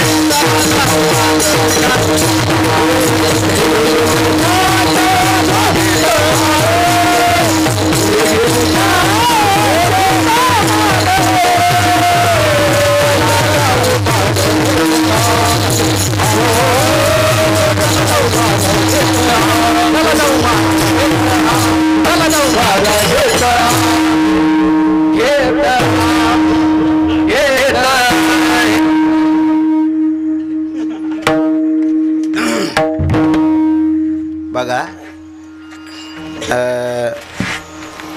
खरंच काहीतरी आकाश महाराजापाशी बी जावदोय बरं का, बरोबर आहे की नाही. मी सांगितलं होतं संतोष महाराजांना एक महाराज जमा व्हायचा म्हणल्यावर लय पंचायत आहे, बरोबर आहे की नाही. आणि विशेषत्वानं दुसऱ्याच्या कीर्तनाला हजेरी लावावी अशा मानसिकतेची माणसं आपल्या परिसरात निर्माण व्हायला लागली. हे खऱ्या अर्थानं कुठंतरी महत्पुण्य आहे. आमचे सगळ्यांचे मार्गदर्शक, आमचे ज्येष्ठ गुरुबंधू हरिभक्तीपरायण संतोषजी महाराज मुंडे महाराजसुद्धा बार्शीहून का होईना पण कीर्तनाला गेलता ना बार्शील. बघा तिकडून येतो म्हणजे येतोच म्हणले महाराज, पण आलेच कीर्तनाला. महाराजांसाठी आता जोरदार टाळ्या वाजवा. कीर्तनाला आवडतो उपस्थित आहे महाराजांच्या चरणावर दिलं तर मस्त होतो. ऐका, लक्ष द्या. मी तुम्हाला काय म्हणतोय, या मार्गाने कोण कोण गेलं, साधू संत गेले, बरोबर आहे की नाही. या मार्गाने साधू संत गेल्यामुळे आता आपल्याला तो मार्ग अवलंबवायला काय हरकत नाही. मला त्यांना अवलंबलेला मार्ग सांगायचा आहे. जगद्गुरु तुकोबराच्याच भाषेत सांगतो तुम्हाला मी. मार्गी बहुत मार्गी बहुत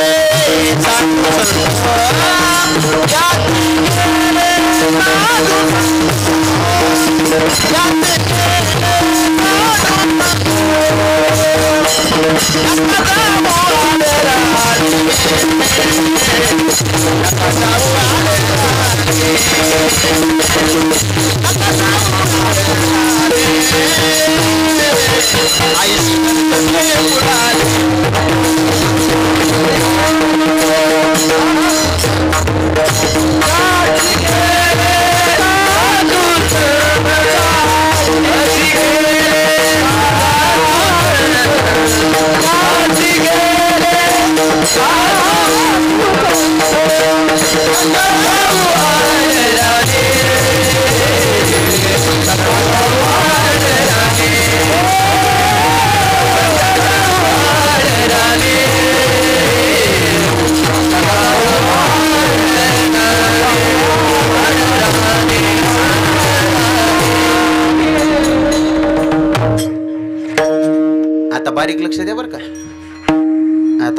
मोठा घास लावला होता, आता बारीक लावा अजून. मार्गी बहुत याची गेले साधू संत. या मार्गानं कोण कोण गेलं तर साधू संत गेले या मार्गानं. आता जगद्गुरु तुकोबाराय म्हणतात की चोखाळी लावा, चोखाळी लावा,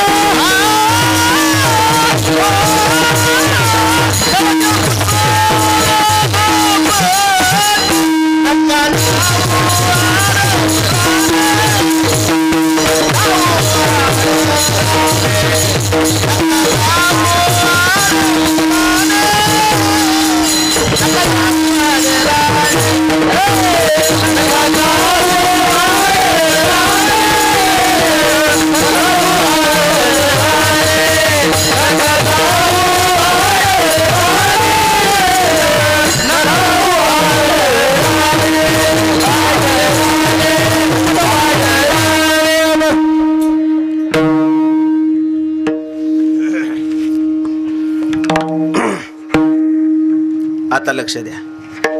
दोन प्रमाणात सांगितली मला एकाच अभंगातली. न लग्या पुसाव्या धोपटा सगळे रस्ते तपासले जगद्गुरु तुकोबाराय म्हणतात. बघा बरं का, लक्ष द्या. तुमच्या माझ्यासाठी सगळ्यांसाठी गरजेचं आहे. आम्ही अवघ्या वाटा झाल्या क्षीण, बरोबर आहे की नाही, कलीन घडे साधन, आम्ही सगळं तपासलंय जगद्गुरु तुकोबाराय म्हणतात. आता मला काय म्हणायचंय, ह्या उभ्या रांगेतलेला संतोष महाराज, आमचे भया महाराज, तुम्ही बसलेली 4-2 एवढ्याला जरी समजलं तरी आपल्याला भरपूर झालं बरं का. बरोबर आहे की नाही. आपण एक समाजात आदर्श निर्माण करणारे लोक असतो. मला तुम्हाला काय सांगायचंय, जगद्गुरु तुकोबाराय म्हणतात आम्ही सगळं तपासलं, काही सुद्धा सापडलं नाही. मग आता ऐका बरं का. आता जगद्गुरु तुकोबाराय काय म्हणतात, नका जाऊ आडराने आईशी गरजती. काय काय कोणी सांगितलं हे गरजून? आईशी गरजती पुराणाने काय सांगितलं, मोठ्यानं हाका मारून सांगितलं, गरजून सांगितलं आडरानानं जाऊ नका, धोपट रस्त्यानं जा. बरोबर आहे की नाही. मी तुम्हाला अवघड सांगेना गेलो, मग धोपट वाट संत महात्म्यांना सांगितले. आता लक्ष द्या. पुराण आता अजून थोडं सोपं करून सांगू. निर्णय हा ऐसा वेदशास्त्री, वेदांचा शास्त्राचा निर्णय असा आहे. आता कसं आहे, मी आता तुम्हाला ते सांगत बसलं नाही. वेदाचं वर्णन आलं, शास्त्राचं वर्णन आलं आणि पुराणांचं वर्णन आलं. शोकांतिका मी सांगून जाईन तुम्हाला. मी सुरुवातीला सांगितलं, मी तुम्हाला धर्माच्या नावावर राजकारण करायला आवडते लोकाला, पण धर्माच्या अनुसरून वागायला कोणाला आवडत नाही. मला तुम्हाला थोडं उपहासात्मकच बोलायचं आहे. बाबा हो, बायबल नावाचा ग्रंथ माहीत नसणारा ख्रिश्चनाचा माणूस सापडत नाही. कुराण नावाचा आपला धर्मग्रंथ हे माहीत नसणारा मुस्लिमाचा माणूस नाही. बरोबर आहे की नाही. लक्ष द्या बरं का. कीर्तनामध्ये गुरु ग्रंथ साहेब हा आपला धर्मग्रंथ हे माहीत नसणारा शिखाचा माणूस सापडत नाही आपल्याला. प्रत्येकाचे आपापले एक धर्मग्रंथ आहेत. बौद्धांचा आहे, त्यांना माहिती आहे. पण खरं सांगू मी तुम्हाला, हिंदुत्व टिकलं पाहिजे, हिंदुत्व टिकलं पाहिजे. सध्या आता घसा कोरडा व्हायला लागला हिंदुत्वाच्या नावानं. माझी विनंती आहे, हिंदुत्व टिकवण्यासाठी सगळ्यालाच समोर यावं लागणार आहे. आपल्या सनातन संस्कृतीसारखी विज्ञाननिष्ठ संस्कृती जगाच्या पाठीवरती कोणतीच नाही. याचा धरीन अभिमान करीन आपुले जतन, ते आपल्याला सांभाळायचे. लक्ष द्या बरं का, मी फक्त हे मला आपलं आहे फक्त, बरोबर आहे का? लक्ष द्या 5 मिनटं. मला तुम्हाला का सांगायचं हे, आपल्या धर्मामध्ये 4 वेद 6 शास्त्र 18 पुराण हे आपले धर्मग्रंथ आहेत. याच्याबद्दल संतोष महाराज आपला 80% हिंदू समाज अनभिज्ञ आहे. राहिला 20% लोकांचा संबंध, त्या 20% लोकांना भैरवनाथ महाराज, आकाश महाराज माहिती आहे विनय महाराज आपले धर्मग्रंथ 4 वेद 6 शास्त्र आणि 18 पुराण आहेत. म्हणून माझी विनंती आहे गड्या, थोडी माफी मागून सगळ्याला सांगतो, 4 वेद 6 शास्त्र 18 पुराणांची मी नावं कुणाला सुद्धा विचारणार नाही, बरोबर आहे का नाही? माझी फक्त एकच विनंती आहे, 4 वेद 6 शास्त्र आणि 18 पुराण ज्यांना डोळ्यानं बघितलेत त्यांना हात वर करा बरं. म्हणजे तुम्हाला काय वाटलं नाही का याच्याबद्दल? मी ही जी बोललोय आता हसण्यासाठी सांगितलेलं नाही, पांडुरंगाची शपथ घेऊन सांगतो, मी बी बघितलेली नाहीत, बरोबर आहे का नाही? मी सुद्धा बघितले. का बघितले नाहीत? धर्म शिकवल्याच्या नंतर धर्म टिकल ना संतोष महाराज, बरोबर आहे का नाही? आपण एक महाराज लोकांना सर्वांना विनंती माझी, वेद शिकायचे जर असले नामदेव शास्त्रीजींच्या प्रवचनांना ऐका. उत्तर भारतामध्ये गेलं तर तुम्ही विशिष्ट जर समाजामध्ये जर जन्माला आलेले असाल तर तुम्हाला वेद शिकवले जातात. बहुजन समाजाला वेद शिकवले जात नाहीत. मग धर्म टिकायचा असेल तर धर्म शिकवावं लागेल का नाही भैया महाराज, बरोबर आहे का नाही? पण माझी विनंती आहे गड्या, धर्माच्या नावानं सगळ्यांनी आकांड तांडव करायला घातलाय, त्यांना विनंती आहे धर्म सगळ्यांना शिकू द्या, बरोबर आहे की नाही? सगळ्यांसाठी मोकळा करा. म्हणजे जो उद्देश ज्ञानोबारायांचा होता तोही अजून मोकळा झालेला नाही. प्रगट गुह्य बोले विश्व ब्रह्मचे केले, बरोबर आहे की नाही? हे सगळ्यांना प्रगट करून सांगावं लागेल. माझी विनंती आहे का सगळ्यांना, बहुजन समाजातल्या लोकांना सुद्धा वेद शास्त्र उपनिषद हे सगळे शिकवण्यासाठी सरकारनं व्यवस्था केली पाहिजे, तर धर्म टिकेल, बरोबर आहे की नाही? नाहीतर धर्म खतरे में है, धर्म खतरे में है. अरे खतरा तर आपलाच आहे केलं का, बरोबर आहे का नाही? आपलीच लोक जर आपल्या लोकांना शिकवत नसतील कसा धर्म टिकायचा? वारकरी संप्रदायाचे उपकार आहेत ह्या हिंदू धर्मावरती. या वारकरी संप्रदायामुळे तरी कुठंतरी ह्या माता भगिनींच्या कपाळावरचं कुंकू, गळ्यातले मंगळसूत्र, हातातले चुडे, तुमच्या आमच्या गळ्यातल्या तुळशीच्या माळा, कपाळावरचे टिळे हे सगळे टिकून राहिले. हे वारकरी संप्रदायानं कुठंतरी मुहूर्तमेढ रोडली, हे पेरणी चालू आहे वारकरी संप्रदायाची, म्हणून टिकलं हे सगळं. छत्रपती शिवाजी महाराजांनी याला बळ दिलं. पण माझी विनंती आहे, धर्माच्या नावावरती राजकारण करणारा निक्षून सांगा आम्हाला धर्म शिकवला पाहिजे. आणि ज्या दिवशी लोक धर्म शिकतील, बरोबर आहे का नाही, त्या दिवशी लोकांना धर्म कळेल. आणि म्हणून जगद्गुरु तुकोबारायला म्हणावं लागलं, वेदाचा तो अर्थ ठावा येरा न वाहावा भारमाता. मग अजून बी आम्ही वेद बघितलेले नसतील, मग माथ्यावरती वेद घेणाऱ्या लोकांकडे जगद्गुरु तुकोबारायांनी बोट दाखवलं, तुम्हाला वेदाचा अर्थ कळाला नाही, आम्हाला कळाला. आणि खरे पुरोगामित्वाचे विचार संत महात्म्यांना सांगितले. आता याती धर्म नाही विष्णुदासा, आणि निर्णय हा ऐसा वेदशास्त्री. वेदशास्त्राचा निर्णय जातपात धर्म कोणासाठी नाही. म्हणून आता सध्या एक भाजपने ती घोषणा दिली होती, बटोगे ते कटोगे, बरोबर आहे की नाही? म्हणून ते कंदों के ऊपर छाती नाही होती आणि धर्म से ऊपर जाती नाही होती. जाती या मातीतच घातल्या पाहिजे. आणि गर्व से कहो हम हिंदू है, ही ऊर्जा आणि ही उर्मी आबादित ठेवण्यासाठी आम्हाला धर्म शिकवला पाहिजे. संतोष महाराज बरोबर आहे का नाही? म्हणून माझी विनंती आहे तुम्हाला, ही एक अशी चळवळ निर्माण झाली पाहिजे. धर्म आपल्याला कळाला पाहिजे, आपल्या पिढीला समजला पाहिजे, जी म्हणून पुढे येणारी पिढी सगळ्यांना मार्ग दाखवेल धर्माचा. तुम्हाला इथपर्यंत कळालं ना कीर्तन? आता तुमचा माल सांगतो. माझ्या कीर्तनाचं कसं आहे, अवघड आहे सध्याच्या काळात कीर्तन करायचं. आकाश महाराज कीर्तनात लय संसारातल्या गोष्टी सांगायला जावा तर लोक म्हणतात, हा कुठला होता काय गो नमुना रातचा, सगळं आपलं सांगत होता. म्हणजे संसारातल्या गोष्टी सांगितल्या तर विकास महाराज असे म्हणतात लोक. लय वेदांताच्या भाषेत अवघड करून जावा संतोष महाराज तर लोक काय म्हणतात माहिती का, काय सांगत होता त्याची त्यालाच माहिती बाबा. आता अवघड सांगितलं भाया महाराज ही पंचायत आहे लोकांचं, काय सांगत होता त्याची त्यालाच माहिती. सोपं सांगितलं तर म्हणतात हा ही सांगायला शहाणा बोलीला होता का. बरं आता कीर्तनात लय चाली म्हणावाला जावा तर लोक लगेच काय म्हणणार माहिती का, भलता गडी चालीचा निस्त्या चालीवारीच गेलं, बरोबर आहे की नाही? चाली म्हणलं असे म्हणतात लोक. नाम देऊन नाही म्हणावा चाली लगेच 4 येणार. होता का त्याला स्वराचा पत्ता? रामकृष्ण तर नीट म्हणावं त्यानं. कसं करावं सांगा बरं तुम्ही आता? अवघड आहे का नाही भया महाराज? म्हणून मी एक जरा मधला मार्ग काढलेला आहे माझा. तुम्हाला आमचे गुरुवारी इंगळे महाराज दृष्टांत सांगायचे. दृष्टांत सांगतो. एका श्रीमंत सावकारानं काय केलं, वर्तमानपत्रात जाहिरात छापली की जो मला माहीत नसणारी गोष्ट सांगेन त्याला मी 10,000चं बक्षीस देईन. म्हणला 10,000चं बक्षीस म्हणल्यावर माणसं उताना पालता की हो, बरोबर आहे की नाही? 1,500 सरकार आणलंय आणि 10,000 कोणाला नग वाटतं सांगा बरं तुम्ही आता? आहे का नाही? मग नीट आहे का? नीट आहे का? हा कीर्तनात या. आता मला तुम्हाला 30 सांगायचंय. ते 10,000चं बक्षीस नुसते गोष्ट सांगून किंवा माहीत नसणारी कुणी बी म्हणायचे सावकार, आणि तुम्हाला माहीत नसणारी गोष्ट सांगितल्यावर 10,000चं बक्षीस देणार होय? काय म्हणायचे? 10,000चं बक्षीस देणार होय? माणसं एकामेकाच्या पुढं हो, आणि ते लगेच म्हणायचा, गडी म्हणायचा हो हो सांगा सांगा म्हणायचा. आणि पाणी पिऊ पिऊ अर्धा तास ऐकून घ्यायचं ना उमेश बुवा, आणि ऐकून घ्यायचं झाल्यावर काय म्हणायचे का, हे मला माहिती आहे, दुसरं सांगा, बघा आता कशी कथा आहे. आता एवढं तोंड करायची लोक जायची महागारीन काय 100 रुपयाचं पेट्रोल जळून आलो का म्हणायचे, घेण्यान देण्या त्याला रुपये देत नसायचा. पण त्याला माझ्यासारखा एक आगाव शहाणा भेटला. म्हणले सावकार तुम्हाला माहीत नसणारी गोष्ट सांगितल्यावर 10,000चं बक्षीस देणार होय? म्हणले हो हो सांगा सांगा. म्हणले काय नाही, तुमच्या वडिलाचा ना आमच्या वडिलाचा मागचा 30-35 वर्षाखालचा जुना दोस्ताना माहिती आहे का? म्हणले तुम्हाला हे माहिती आहे. म्हणला दुसरं सांगा. अहो म्हणले तुमच्या वडिलाचं मागच्या 20 वर्षाखालीच निधन झालं, हे माहिती आहे का तुम्हाला? मग तर एक डोळा कपावणीच केला की चहाच्या, हे मला माहीत नाही का? म्हणला दुसरं सांगा. अहो म्हणले तुमच्या वडिलांना मागच्या 25 वर्षाखाली दोस्तान्यामध्ये आमच्या वडिलाकडून 2 लाख रुपये उसने घेतले होते, आणि ते पुन्हा त्यांना महागारीच आणून दिले नाहीत. तुमचे वडील म्हणले होते माझ्याच्याने नाही देणं झालं तर आमच्या पोराकून घे, हे तुम्हाला माहिती आहे का? म्हणला काय म्हणेन आता सांगा बरं तुम्ही? आता हे तर मला माहिती आहे की दुसरं सांग म्हणेन का? आता माहिती आहे म्हणल्यावर काय करावं लागतं आता त्याला?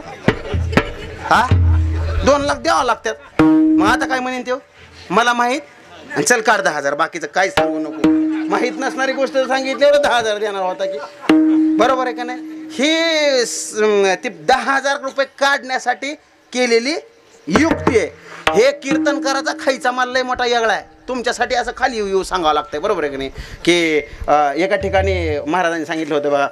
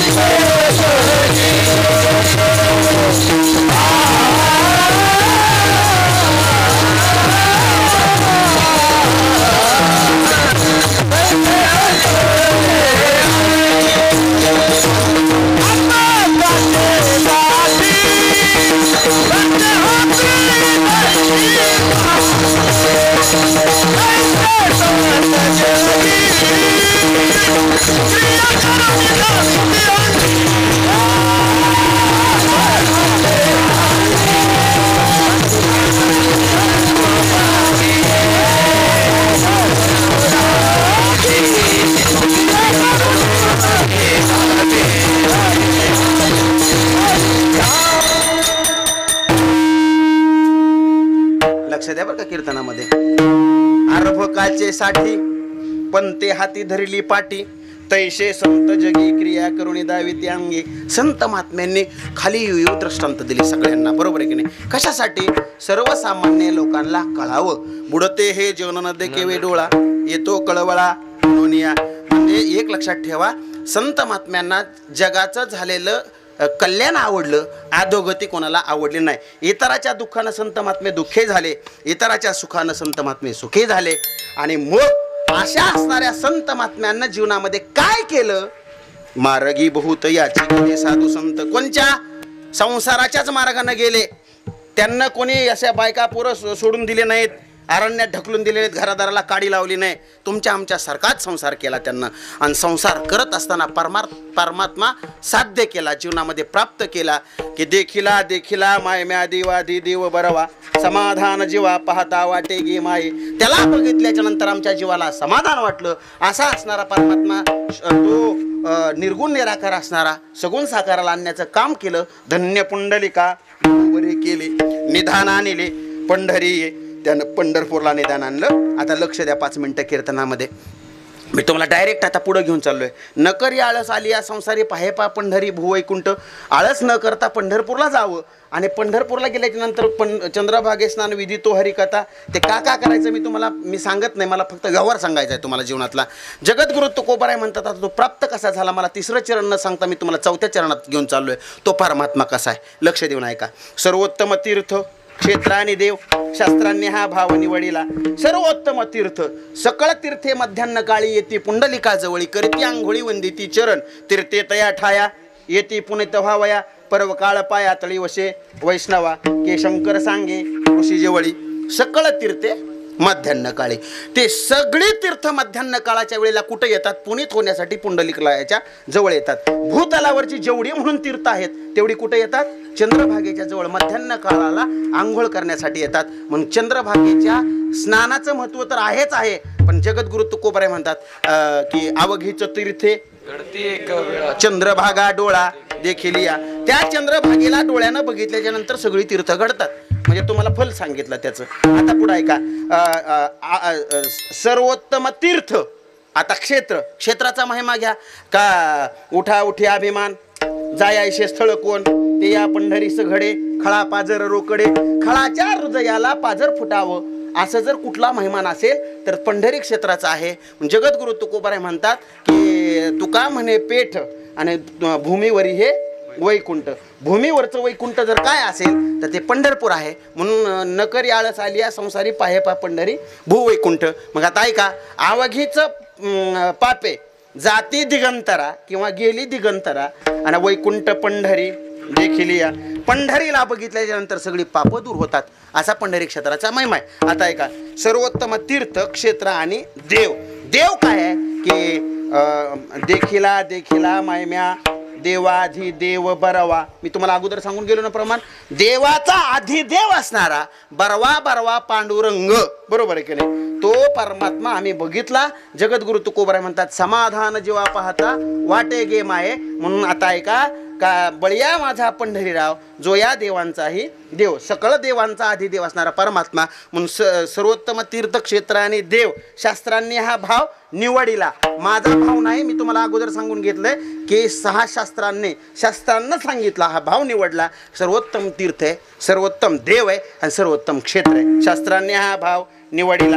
आता ऐका. विष्णुपद गया, रामनाम काशी, अवघी पायापाशी विठोबाच्या. सगळंच त्याच्या चरणाच्या जवळ आहे. आणि जगद्गुरु तुकोबाराय म्हणतात. आता ऐका ना तिथला महिमान काय आहे. का तुका म्हणे मोक्ष देखिल्या कळस, तात्काळ हा नाश अहंकाराचा. जीवनातला अहंकार निवृत्त होणे म्हणजे जीवनाची परमोच्चता आहे. तो कळस आहे. जगद्गुरु तुकोबाराय म्हणतात सहस्त्र मुखाचा वर्णिता भागला. असा असणारा की त्या पांडुरंगाच्या महतीला काही उपमा देता येत नाही. जगद्गुरु तुकोबाराय सांगतात, तुका म्हणे वर्णू काय, तुका म्हणे वर्णू काय, तुका म्हणे वर्णू काय, तुका म्हणे वर्णू काय, तुका म्हणे वर्णू काय, तुका म्हणे वर्णू काय, तुका म्हणे वर्णू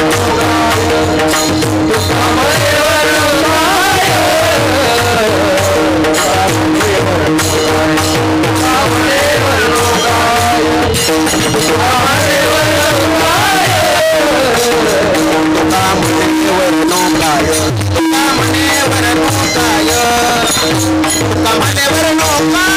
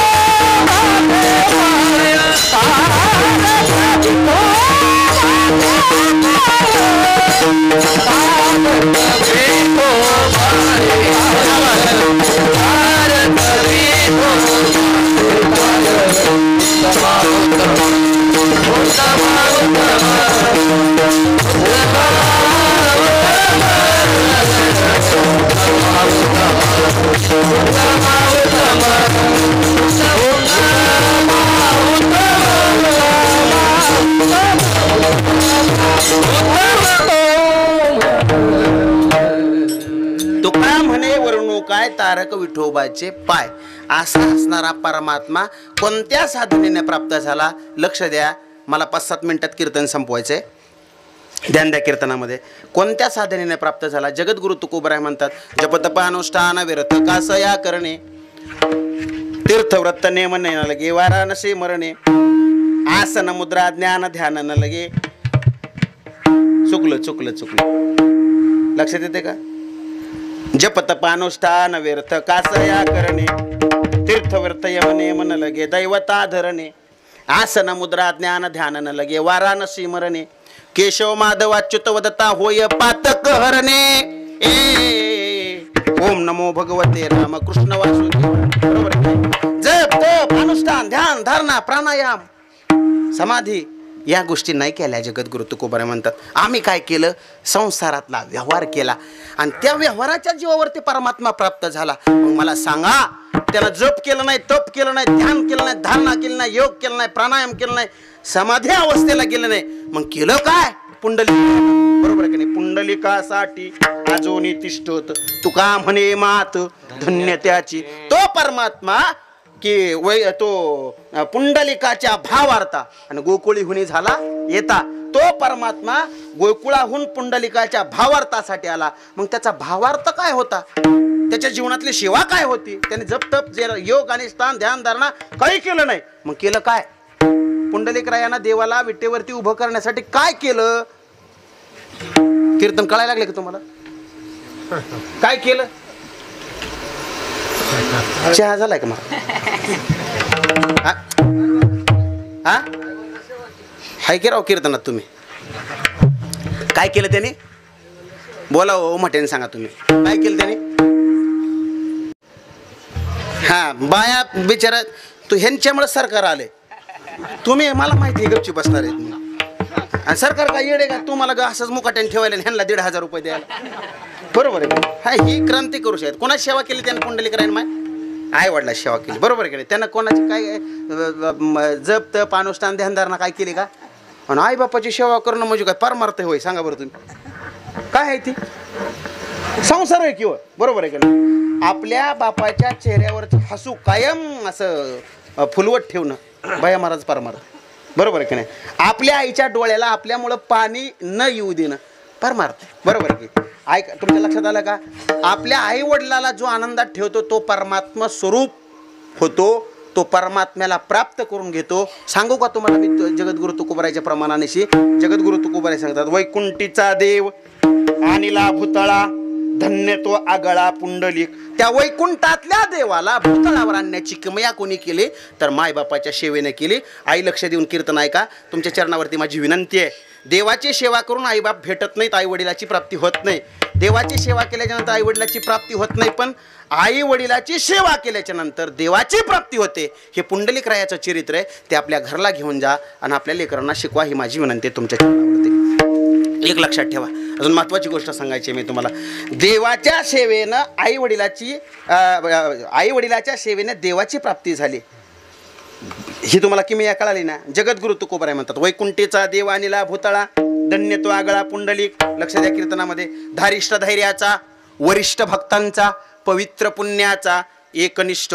त्यांना असं कोणतं पवित्र पुण्य केलं का ते पवित्र पुण्य देवाला सुद्धा रुजू झालं.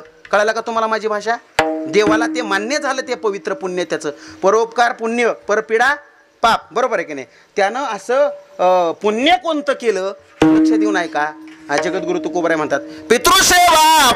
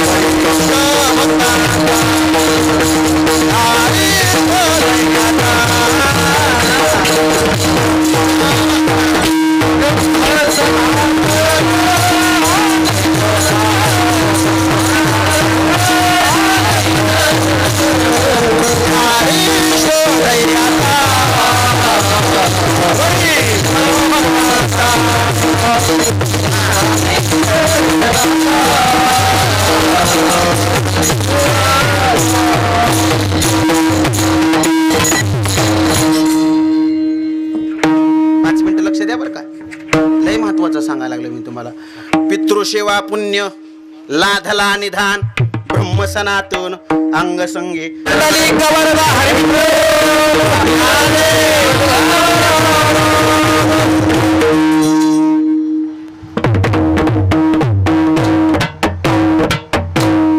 ऐका, ब्रह्म सनातन अंग संगे. ते ब्रह्म अंग संगाशी आलं. आता लक्ष देऊन ऐका.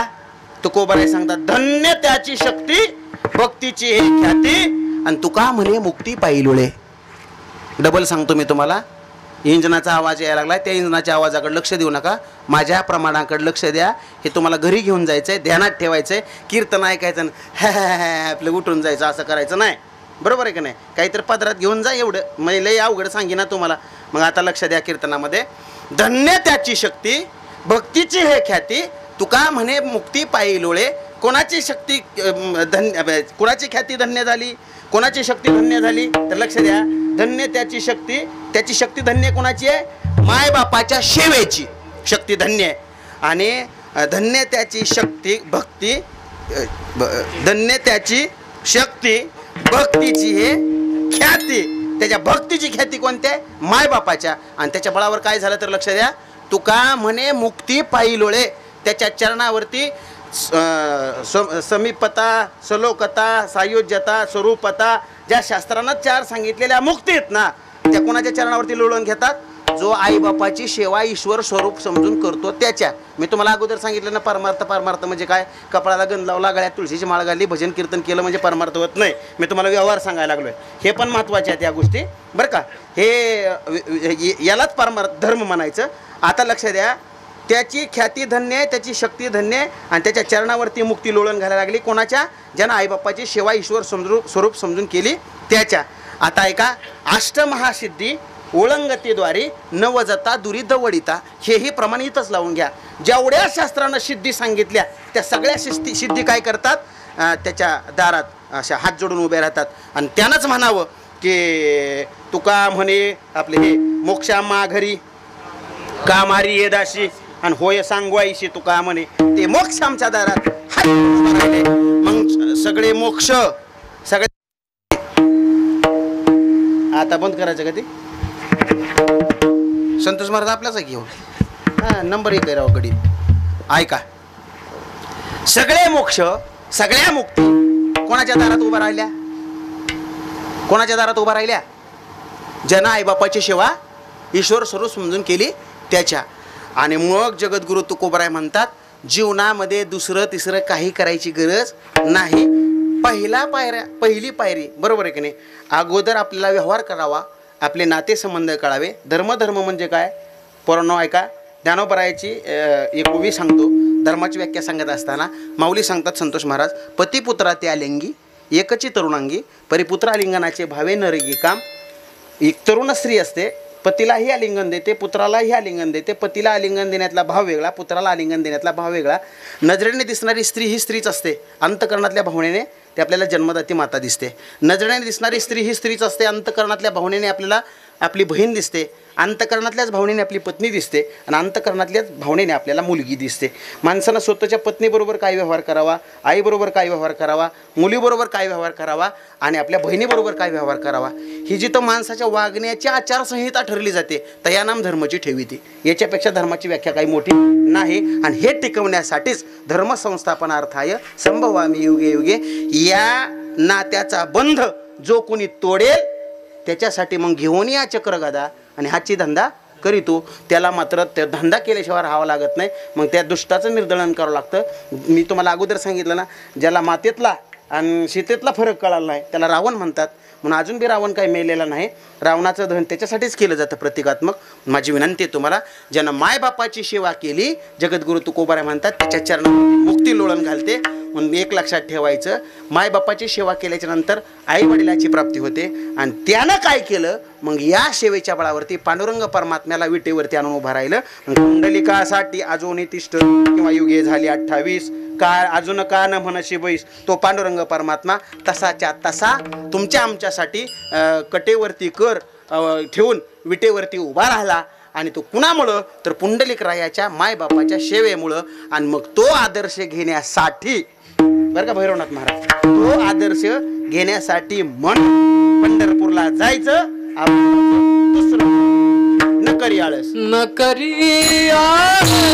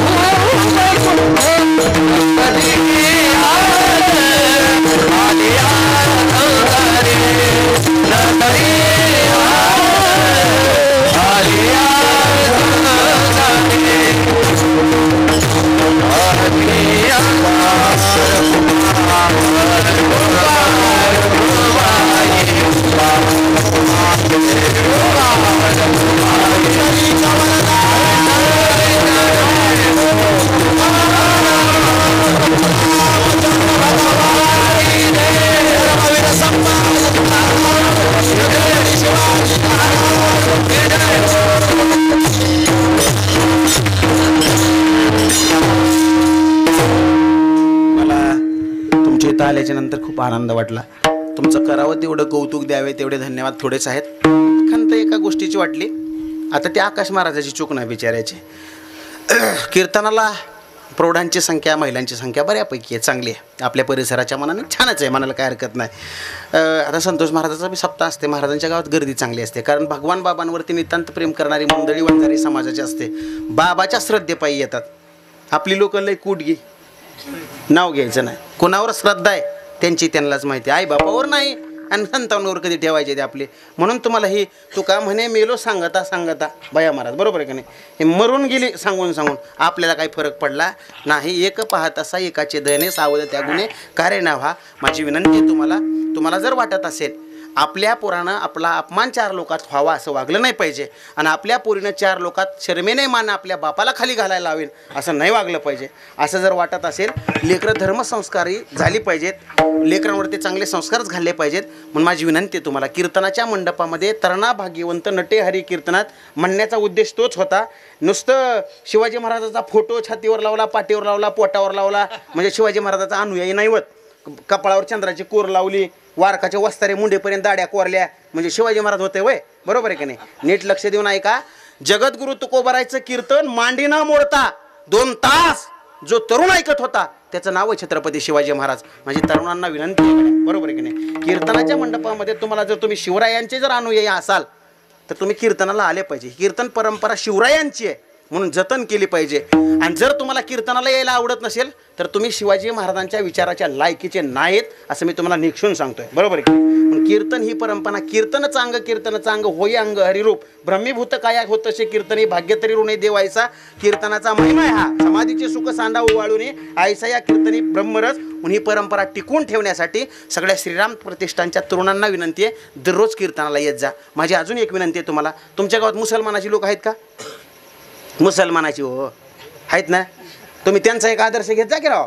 त्यांची 2-2, 3-3, 5-5 वर्षाचे लहान लहान लेकरं असतात, ते त्यांच्या डोक्यावरती जाळीची टोपी पांघरू घालतात, अंगावरती शेरवानी ड्रेस घालतात, पोराच्या करंगळीला पकडतात, घेऊन जातात, म्हणतात चल बेटा ये हमारी मस्जिद है, हमारा अल्लाह है, ये हमारा कुरान है, ये हमारा दर्गा है. त्यावेळेस त्या लेकराच्या अंतकरणामध्ये धर्मसंस्काराचे बीजारोपण तिथं होतात. तुम्ही आपण कधी दाखवलं का आपल्या लेकराला? चल बाळा ज्ञानोबा आहे, तुकोबा आहे, पांडुरंग परमात्मा, छत्रपती शिवाजी महाराज, महाराणा प्रतापसिंह, महात्मा बसवेश्वर, शहीद भगतसिंग, राजगुरू सुखदेव, या पुण्यश्लोक अहिल्यादेवी होळकर, राजमाता जिजाऊ मासाहेब, संत पुरुष, राष्ट्रपुरुष, देवदेवता लेकरांच्या अंतकरणाला कळून द्या. आणि न कळून दिल्यामुळे जन्मदात्या आईबापांसाठी वृद्धाश्रमाची निर्मिती झाली आहे. एक लक्षात ठेवा, प्रत्येकाला वाटतं माझा पोरगा डॉक्टर, वकील, इंजिनियर, प्राध्यापक, कलेक्टर झाला पाहिजे. त्याला काय करायचं आहे ते करा, पण अगोदर चांगला माणूस बनवण्याची जबाबदारी तुमची आणि माझी आहे. माझी विनंती आहे, आपल्या पोरानं काय व्हावं हे आपल्या हातात नसतं, पण आपण आपल्या लेकराचा बाप कसं व्हावं हे आपल्या हातात असतं. मी तुमच्या चरणावरती विनंती करून सांगेन, आपल्या लेकरांवरती चांगले संस्कार घाला. मुलांमुलींना आपला धर्म संस्कृती कळण्यासाठी, त्याचं संवर्धन होण्यासाठी ते शिकवा. म्हणून माझी विनंती आहे, उद्यापासून 2 दिवस राहिलेले शिल्लक येताना ज्या ज्या आई बायांना पुरी आहेत त्यांना आपापल्या मुली कीर्तनाला आणा, आणि ज्या ज्या माणसाला पोरं आहेत त्यांनी आपापली लेकरं कीर्तनाला आणा. मी माझं पोरगं घेऊन कीर्तनाला आलोय. मला पोरगं म्हणून दाखवा आणले का तुम्हाला? तुम्हाला पाठावा तर बरोबर आहे का नाही. मी लक्षात आलं का तुमच्या?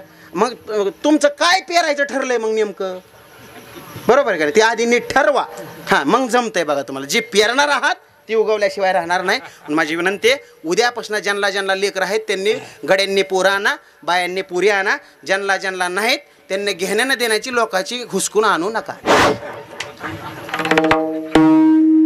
बरोबर आहे का नाही. आणताना एवढी अपेक्षा करतो. आणि एक लक्षात ठेवा, नाही जर आणली तुम्ही तर पंढरपूरमध्ये गेल्यावर वृद्धाश्रमने गेलेत, आता खेड्यात बी नाही गेलेत. आकाश महाराजाला सुद्धा 2-4 वर्षांनी गावातली लोक म्हणतात काढा महाराज लेकरांबरोबर वृद्धाश्रम बाई काढा, तुम्हाला लोक म्हणल्याशिवाय राहणार नाहीत. कशासाठी सांगायला लागलो तुम्हाला मी? जर एक लक्षात ठेवा, पंढरपूरला गेल्यावर तुम्ही त्या गोपाळपूरच्या रस्त्याला वृद्धाश्रम आहे त्याला भेट द्या. तिथं 80, 90, 95 वर्षाची जोडपी असतात किप्तत पडलेली वृद्धाश्रमात. त्यांना विचारा तुमची पोरं काय करतात, सांगतील तुम्हाला ते माझा पोरगा डॉक्टर आहे, वकील आहे, इंजिनियर आहे, प्राध्यापक आहे, कलेक्टर आहे. पण वृद्धाश्रमात खिप्तत पडलेलं जोडपं एक बी तुम्हाला असं नाही उत्तर देणार माझा पोरगा अंगठे बहादूर आडमुठा शेतकरी म्हणून. अंगठ्या बहादूर आडमुठ्या अशिक्षित लेकरांना जे मायबापाचे हाल केले नाही ते हाल जर शिकलेली सवरलेली पोरं करत असतील तर काय घातले आपण त्यांच्यावरती संस्कार, काय शिकवलं त्या लेकराला, कसं घडवलं हे लोकांना सांगून चालणार नाही. तर आपण आई आणि बाप या भूमिकेला पात्र असणारे संस्कार त्याच्यावरती घातले नाहीत. हे बोट आपल्याकडे घ्यावं लागेल. माझी विनंती आहे तुमच्या चरणावरती, लेकरांवरती चांगले संस्कार घाला. ज्यांना ज्यांना या प्रबोधनानं जाग आली ते धन्य झाले. ज्यांना जाग नाही आली त्याला संत महात्म्यांना वेगवेगळी रूपकं केली आणि सावध केलं. रात्रंदिवस घोकितो तुम्ही सावध असा.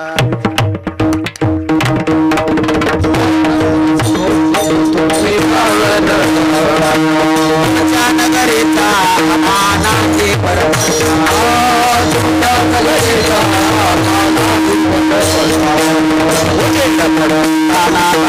पडेल फासा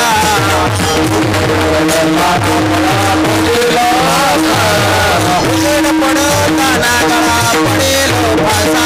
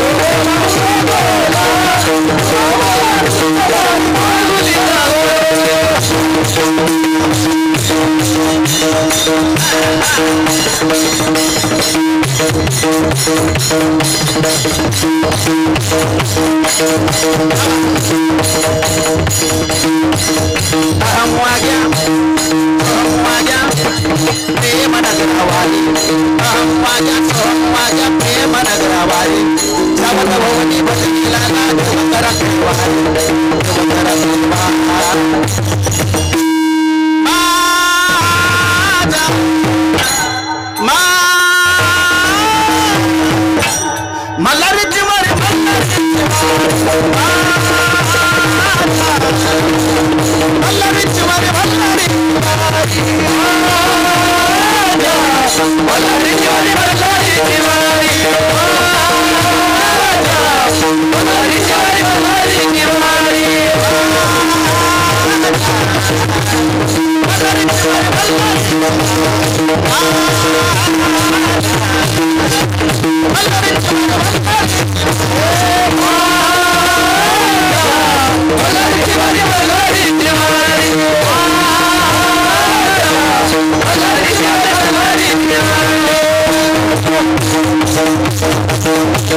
काळ्या रात्री पसपत होत तिच्या रूपाचं ऊन अशी कधी कधी होते एका मुसलमानाची काळ्या रात्री पसपत होत तिच्या रूपाचं ऊन अशी कधी कधी होते एका मुसलमानाची तरुणीला आई म्हणाला